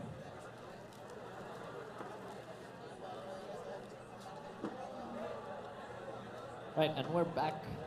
Keeps disconnecting for some reason, but hopefully it doesn't happen again. We see a Storm Spirit being banned out by Panda Empire here. I kind of understand since they did get the Lifestealer, so they want to maybe Infest Bomb or something. Maybe they've done it in their scrims. So they ban out that Storm Spirit. Storm Spirit being a super good hero in the late game this patch. It's crazy good late game, and if you just get your hands on a good Storm Spirit player, you kind of win the game just off that hero. I mean, Storm Spirit is one of those, I think, like instead of banning it, I think if Panda Empire actually picked up the Storm Spirit, would be really good for them just because of the fact that they have nothing to lock the Storm Spirit down at the moment. Yeah, that makes a lot of sense. Actually. So it would have been really strong. I mean, you can even bait out the Lifestealer Rage. It's really good to jump the Weaver as well, the Phoenix, the Elder Titan, and just burst him down. He has so much mobility and it's really hard to catch. So maybe instead of banning the Storm, maybe they should have picked it up, but Ember Spirit being picked up. But one thing that most people don't know is actually Storm Spirit is actually really good against Ember Spirit. Because level 1 Flame Bar, level 1 Flame Guard is actually garbage. Right. It only absorbs about 80 damage, and so your Remnant level 1 is about 120 damage. So, and not to forget, once you hit level 2, you have the Overload as well. So, a lot of people tend to forget this. And just, when an Ember Spirit uses Searing Chains on you, you just panic and you just wait for him to, just be able to run away. But you can just turn and fight him because the moment his Flame Guard is gone, Ember Spirit is really weak in the lane. No damage in the lane. And but anyway, to talk about the fact that why they banned the Storm Spirit is because they had the pick right after the ban. So they couldn't pick the Storm Spirit if they picked it first. So that's why the Storm Spirit was banned by Panda Empire. But this Ember Spirit can get countered very easily. So I don't think... So usually when you're drafting in this sort of meta, in this situation where you know the enemy team is going to pick their mid last because they want to counter your mid pick. You can actually pick your mid anytime in the draft because it's going to get countered at any point in the draft. So picking your mid last isn't usually the best strategy to do. You can pick your mid in the position where the Lifestealer was picked. So they could have picked the Storm without it being banned and picked the Lifestealer last. I mean, your mid is already going to get, what do you call it? Banned out. Banned out, or it's going to get countered by your last pick from the other team. So picking your mid hero anytime in the draft and wanting to save a much more key hero for your last pick or pick before last is much more crucial when you're drafting in this. Yeah, basically give you that edge because you know the mid lane is going to be tough. Yeah, yeah. So because of that, you get at least the edge in the safe lane and the off lane. So, yeah, so you basically counter their safe lane and they'll counter your mid, and you can play off that. So interesting enough, they go for the Mirana. I think there was a lot, a decent amount of picks that they could have gone for otherwise. But anyway, end of the day, it's range versus melee. But obviously, if he does get the searing chains off, the Mirana is going to have quite the difficult time. And Starstorm usually is not the greatest spell at level 1. Maybe it's pretty good at level 2. But as long as you have Flame Guard up when she does use it, you can even, if you're good enough, you can even use Sleight of Fist to kind of dodge it as well if you want to go that route. If you're a god. Yeah, if you're a god. But either way, I feel like even, yeah, it's hard to say because there are so many squishy heroes because SF is really good against the Ember in lane just because of the fact that once you hit level 2 raises you can really destroy the Ember and he's a melee hero as well. Yeah. But obviously with a Weaver and a Wyvern as well as an L Titan it makes it extremely difficult because you can just start with Echo Stomp and just get the Ember to kind of jump on him and then the Shadowfiend is so squishy he just dies. Yeah. I mean, until Shadowfiend gets that even if he does get the BKB, he cannot catch people out. Like Shadowfiend wants to gank around the map, get kills, make your team propel by snowballing into a victory. And with these type of heroes, I don't think a Shadowfiend can really do that. This Mirana is really good against, in my opinion, it's really good against Ember Spirit in lane. You get leap level 1 and you just right click him so many times. And it's also really good against Phoenix just because of that level 15 talent where you get the leap attack speed plus 80 leap attack speed. So that helps you destroy the egg much faster. So yeah. So I'll be introducing the Radiant side here.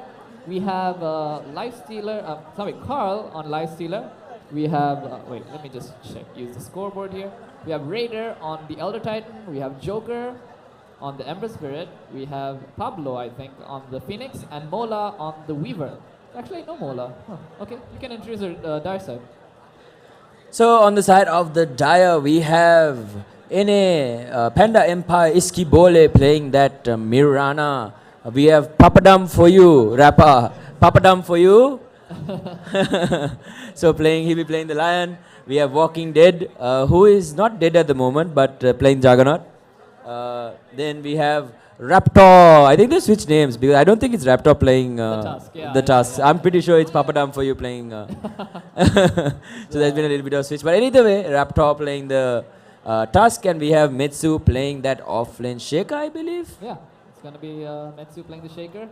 And it's going to be a pretty decent game here. I mean, this Lifestealer can really go ham on these. So looks like they are going to try and contest this Dire Rune here. Elder Titan trying to make his move forward, but so far both them just being extremely passive. The Lifestealer also moving forward slowly, but looks like there is a backdoor coming out from the Tusk here, so it looks like it's going to be a fight. And meanwhile, Raptor gets one, Walking Dead gets one, and looks like it's 2-2 going towards Death Pact and 2 going towards Panda Empire. So should be okay. Yeah. But one thing I just want to discuss, I think I saw in that little skirmish that they had with Earthshaker, one thing I really despise when you're playing co-Earthshaker is not picking up a Stout Shield.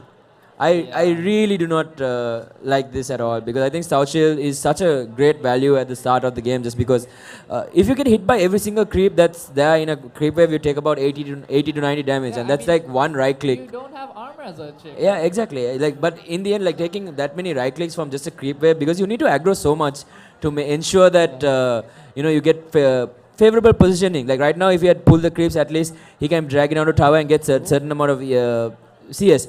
But now Aishat's coming out, blocks the L Titan for a little bit, but he's going to walk it off. And usually when you do play against L Titan, you want to kind of block off that the hard camp also. Yeah, I mean, because Elder Titan has actually skilled.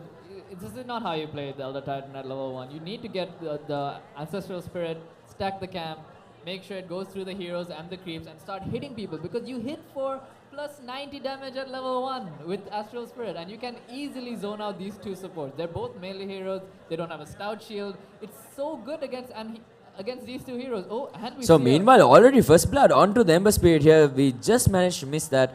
So looks like Iski already hitting level 3, getting that solo kill onto the Ember Spirit. So looks like the pick is already working out for them, and Iski outplaying this Ember Spirit. Searing Chase coming out onto the Mirana. He does have those leaps. Already used 2 of them, but looks like he will be okay. Going to pop that salve, and he's going to regen up back to full, and this lane is going to become even more difficult for the Ember Spirit. Yeah, so coming back to this Elder Titan here, so he's going to hit level 2 and he hasn't stacked a camp. So I think this Elder Titan should start using his Ancestral Spirit effectively, otherwise this lane is not going to be going too well for them. And meanwhile, we haven't seen the safe lane for quite a while here, so we see the Weaver versus the Juggernaut, and I think this Weaver has quite the upper hand in this matchup. I mean, as long as Weaver does manage to keep his health pulled up, he should be okay.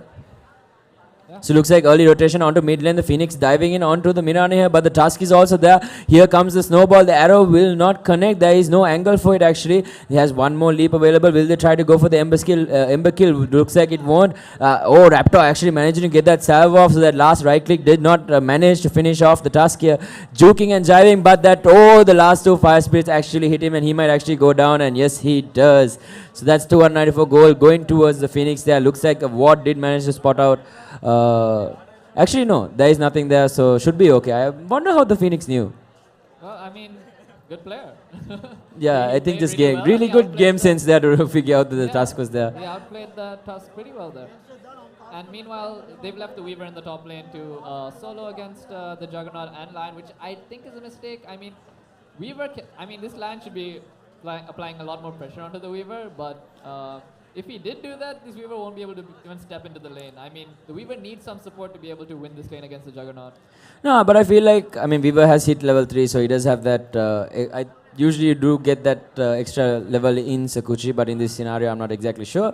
But end of the day, I mean, that solo lane should be manageable for the Weaver just as long as he keeps his regen up, like I said, because it's still very difficult, because as long the stun durations on Lion is usually not enough to kill with the spin itself. Yeah. So because of that, he can always Sukuchi out, and as long as he has regen, he should be fine. And the moment he hits level 6, because at the moment he's just in a single lane against 2 people, so he should hit level 6 much faster. So because of that reason, he'll probably have time lapse. And once he does, doesn't really need to be that afraid. He can kind of bait out Lion spells, and then maybe try to go for kill. As you can see, doing a lot of damage with that double Geminate. So let's take a quick look at the bot lane and see what's happening there. Actually, they're trying to make a go onto the Weaver here. Weaver getting extremely low. Here comes the spin, but like I said, the Kuchi away, and he should be fine. Yeah, usually when you put a Weaver against this Juggernaut in the lane, right? You don't want to just survive the lane. You want to win the lane. Especially in the off lane in this patch, you want to win the off lane. You just don't want you don't want to keep the Weaver in a he's okay in the lane, but he could win this lane if he just has a Phoenix in the lane. Yeah, I mean they can probably destroy because of the fact that most of Phoenix's spells in general are like very long range. So yeah. So once again, looks like Phoenix diving onto the Mirana here, just doing just babysitting this Ember quite a bit actually. Yeah, so that's why I'm not liking this at all. I mean, they could send this Phoenix could be top and destroying this Juggernaut. Juggernaut would not be farming so well in this lane if the Phoenix was there with him. I mean, it's a very old meta. I mean, I remember there was a time where we had the dual mid lanes to make sure the mid lane wins their lane because it was super important. But right now, it's not. It's about how many lanes you can win. So Leapin coming out from the Mirana, they're just going to cancel out that Flame Guard, but it's going to back off rightfully so. Yeah, I mean, it looks like a wash after the first blood in the mid lane. It's like Mirana's okay, Ember's kind of okay now. They're both not trying to attempt to get any kills. They're trying to, but they can't really do it, unless he hits an arrow, a really good arrow. Oh, meanwhile on the bot lane, so in the bot lane, looks like there's a little bit of a trade going between the Tusk and the Elder Titan here. Elder Titan is level T. Here comes that open wounds, but here comes a snowball. Onto who though? Looks like it's going to be onto the creeps. What a heads up play coming out from Raptor there. He's going to get out pretty conveniently and easily there. So a lot of spells being used, but nothing really gained for the side of the Radiant except for the fact that they managed to harass the Tusk a bit. Earthshaker seems to be doing okay. Pops a clarity right in front of ET's face, and he's going to instantly cancel it with that spirit. So really unfortunate for him there. Yeah, I mean, this Lifesteal is getting a lot of space though. I mean, even though they're not getting kills in this lane, he's getting enough space to just farm in this lane, which is really good for a Lifestealer. You want a Lifestealer's early game to go well because he can't really come back. I thought I missed a kill. So looks there. like Mirana is doing a decent amount of damage, has that Aquila Wraith Band. So obviously most of the time you want to pick that up when you want to kind of build into like a Dragon Lance, because not Dragon Lance, the Hurricane Pike, I believe, Yeah, because the Hurricane Pike yeah, needs yeah, that Wraith Band aspect of things. But we'll have to wait and see on that, because I mean boots and stuff do come much beforehand. Yeah, and this Weaver seems to be doing decently. He got his ring, so he can just sustain in this lane. He doesn't really need to worry too much unless he runs out of mana. And So Impale coming out from the Lion there, but he's gonna Sakuchi his way onto the Lion here, but Lion needs to be careful because he can turn around and right click for a decent amount. Meanwhile in the bot lane, the Ember Spirit actually dies in the mid lane, and in the bot lane the Phoenix actually goes down, so we missed that. I think it was just a fissure and stun lockdown coming out from both these heroes here, but Mirana once again getting that solo kill onto Ember, who is at least 2 levels behind him at the moment. So once again searing chains with I believe it's Slide of Fists. Yes, it is. Sorry, I forgot the spells for a second, but the Ember is using a lot but not gaining too much. I mean, every time he uses that Flame Guard, it almost immediately gets burnt out by this thing.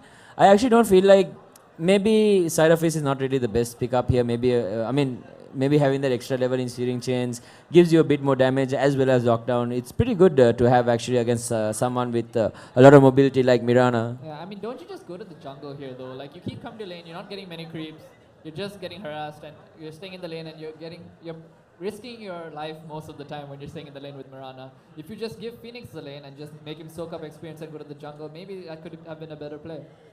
Ooh, and we see a Moonlight Shadow coming out from the Mirana here to save the Tusk, and Tusk is going to be able to get out. So looks like he'll be able to safely make his way. But Viva is doing decently well, sitting at about 12 CS at the moment. And Mirana is going to reveal her Moonlight Shadow once again in this mid lane, managing to connect with that Starstorm onto Ember Spirit, who has now hit level 6.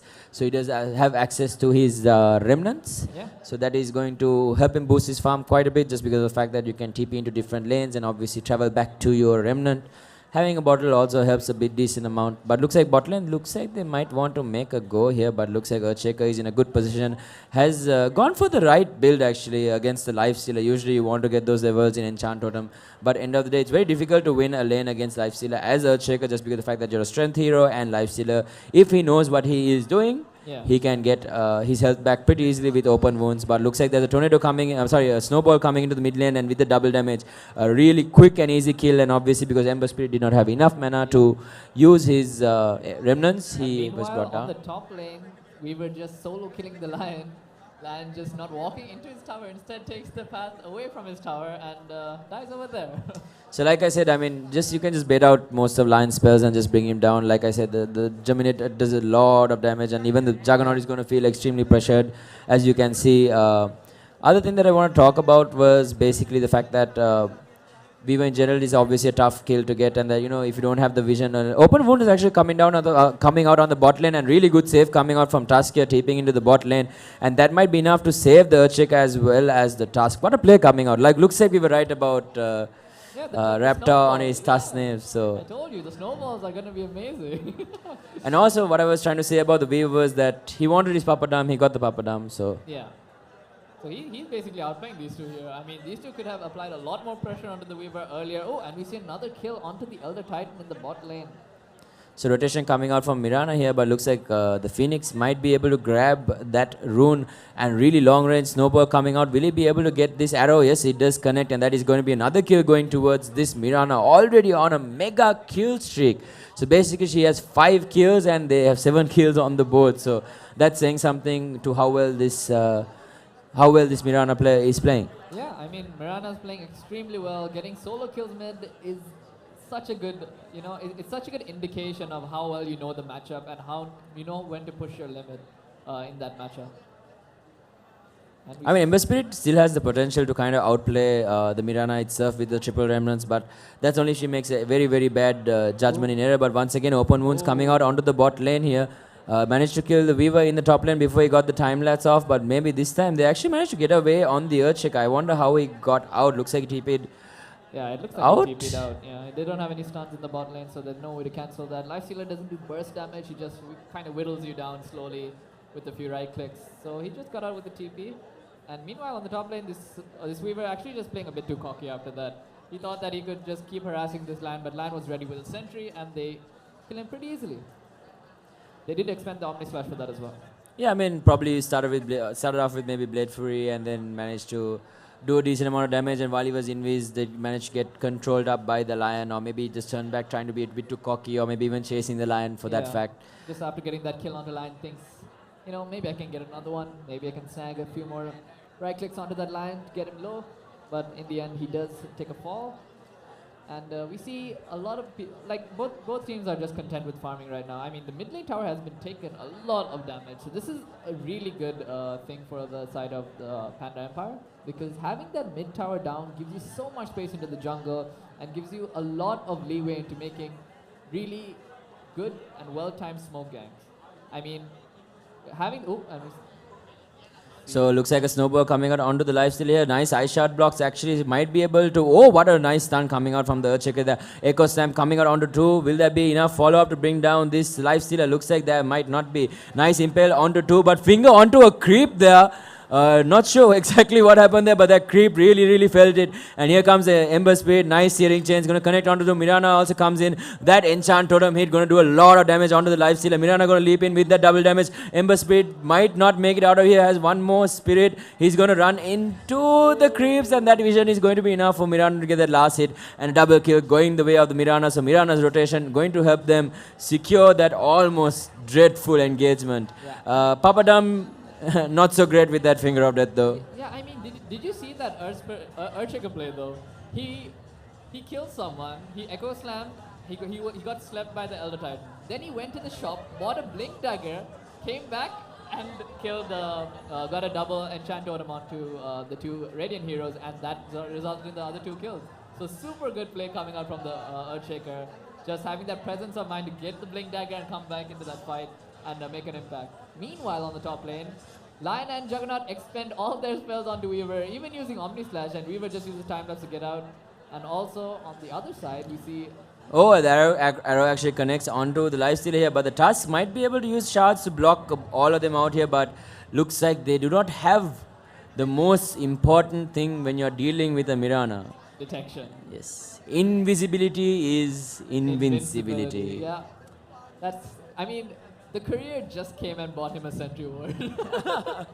So that's quite unfortunate. Those are so important. Like as a support, even before you attempt that gank, you should be having, you know, some sort of detection. It's 14 minutes into the game. You know Mirana has hit level 6. You need that detection whenever you're looking for a gank.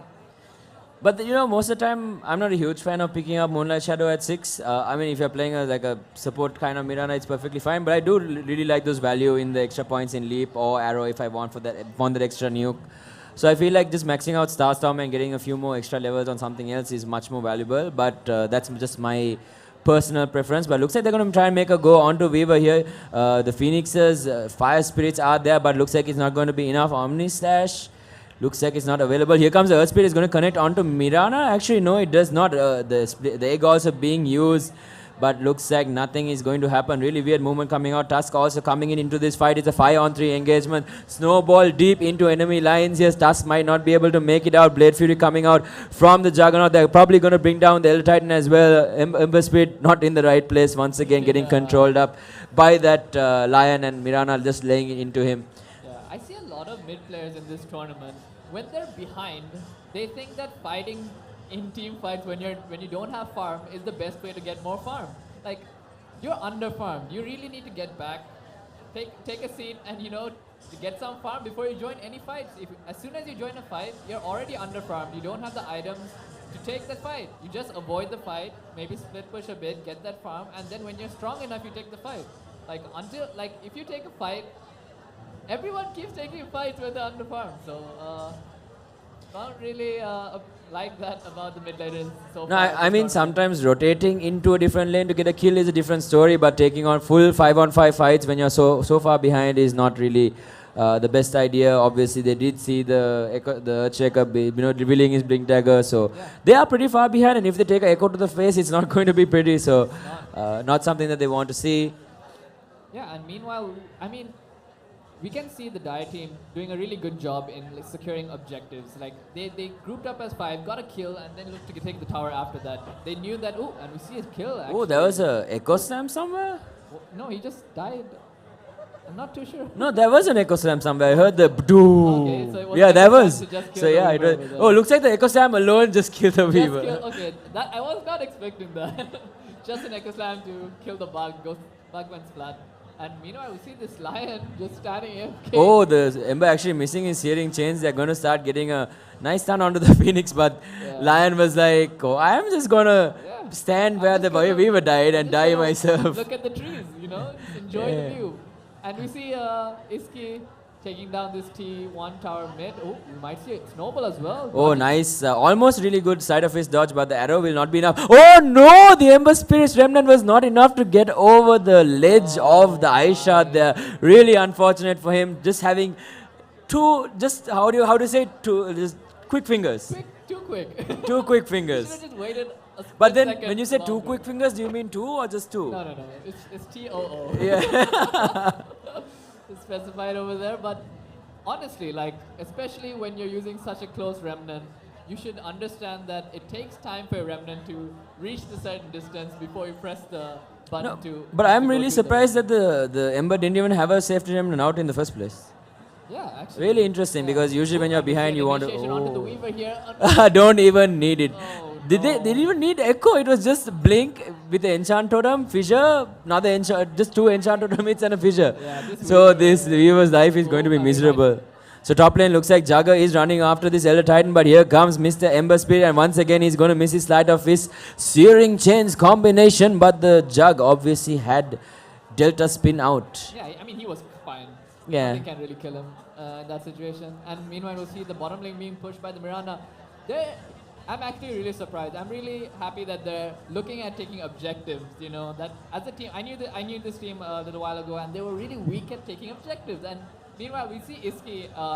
He solo killed the Ember Spirit twice mid, and he's making all these movements and helping his team, understand that these objectives are so important in this game. So once again, Snowball coming out onto Weaver here, but this time he is the wise and he's going to be able to Sakuchi away. But most of them, I feel like this Tusk just straightway rushes into the danger just to make sure that Mirana can just start hitting towers, Yeah, I mean, this Tusk is crazy. So looks like the Dire team did use a smoke here, going to run into Mr. Elder Titan here. Arrow coming out onto the Ember Spirit, and finally a finger that was not on a creep. The Ember Spirit goes down, but three heroes on the side of Panda Empire actually have gone down, the Earthshaker as well as the Tusk. So it is not the best trade that they could have hoped for, but meanwhile in the top lane, Juggernaut, once again, like you said, objective gaming is the way of the game, and they're already pushing in this top lane. Yeah, I mean, actually, the bottom lane, they took the tower. They didn't have their ults ready. They had the Lion Finger, but that's it. And they decided to stay for a little longer, and it resulted in their death because they did not wait for their cooldown. So a little bit unfortunate, and we see Jug taking the tower top. So that's and we see an Omni Slash. Oh no! Oh no! How unlucky is that? Yeah, that's pretty. At least they have nothing to stop this, so he's going to get out to safety. They're going to have to address that issue pretty soon, because the Jug can basically do whatever he wants. He can just split push. Even if 4 or 5 heroes run at him, he's just going to be able to spin and TP out, because the only person who has, I think, even a little decent amount of damage to do, this has enough decent amount of damage to do to Jug while he's spinning his Lifestealer. So as long as Lifestealer is not there, I doubt he will go down, because Ember Spirit does not have the farm because he went down multiple times to the Mirana. Phoenix is a Phoenix, so he's not going to be right-clicking anyone. Oh, jump in onto the Weaver here. Will it be enough to kill? Here comes the Walrus Punch. It's actually Lifestealer, sorry, extremely sorry. They both almost look the same, but anyway, Open Moon's coming out on the Tusk here, does not have Snowball. He's going to get right-click to death, but nice arrow coming out from Iski, going to connect. But end of the day, the Tusk does go down, but they get the Lifestealer, so that's a trade that they would love to take. They do see the Phoenix here. Will they chase further is the question. Looks like they will not. They're going to try and push down this middle lane. They do have a siege creep, so it looks like this will be the final outer tower that they're going to be able to bring down, and Juggernaut has finished his Battle Fury and looking to make his next item. Not exactly what sure. Okay, so he has that Yasha. So sometimes you see people go Sanjay Yasha, sometimes you see people go Manta. What do you think he should go in this scenario? I like Manta against Chains. Manta is pretty nice again. You don't have to spin. You can hold your spin for, other purposes. But the Manta can easily, remove the Fire Spirits, remove the Searing Change. It's pretty decent. Yeah. And also, we saw the Weaver actually try to farm there, trying to get a bit more gold by split pushing, but as of right now, he does not have the items to split push. He just has that perseverance, and it's really not enough to push the lanes fast enough to really get those objectives. I guess this is the effect of Phoenix leaving the lane and just leaving Weaver to himself. Yeah, that really hurt the Weaver. Weaver could have destroyed that lane. Juggernaut wouldn't have been such a threat, you know, taking towers by himself. He would have been shut down, but unfortunately the Phoenix decided to go mid and help out the Ember. And doesn't look like it's working out for them. Meanwhile, on the top lane, we see the Weaver actually getting a cart and able to push this T1 tower. Looks like it's taking a lot of damage here. Nobody really coming right now to defend it, but we see...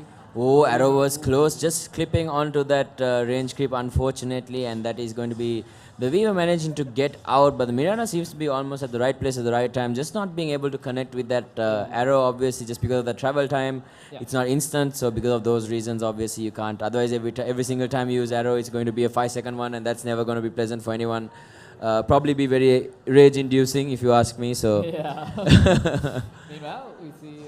Oh, Blink Echo coming out onto the Ember Spirit here. He did have his, what do you call it? The remnants out. Not only the remnants, I'm talking about the Flame Guard, but looks like the Urn is going to finish him off. And now, because both them are stuck, the Earth Splitter is going to connect onto the Tusk is going to go down. But now, because of the Invis, it seems as if he's going to make out. Oh, what a nice, amazing arrow coming out from Mirana there. But just because of that, the lucky Sunray is going to bring down Mr. Earthshaker there. But really good play coming out from the Mirana, managing to bring down the Elder Titan. Yeah, to save that engagement. That was kind of a questionable Echo Slam coming out from the Earthshaker. You don't really need to come in Echo Slam. I mean, he had Flame Guard up. You know he's not going to take that much damage. You can't really burst him down immediately because of that Flame Guard. And I think if the Mirana was there, they probably could have burst him down. But because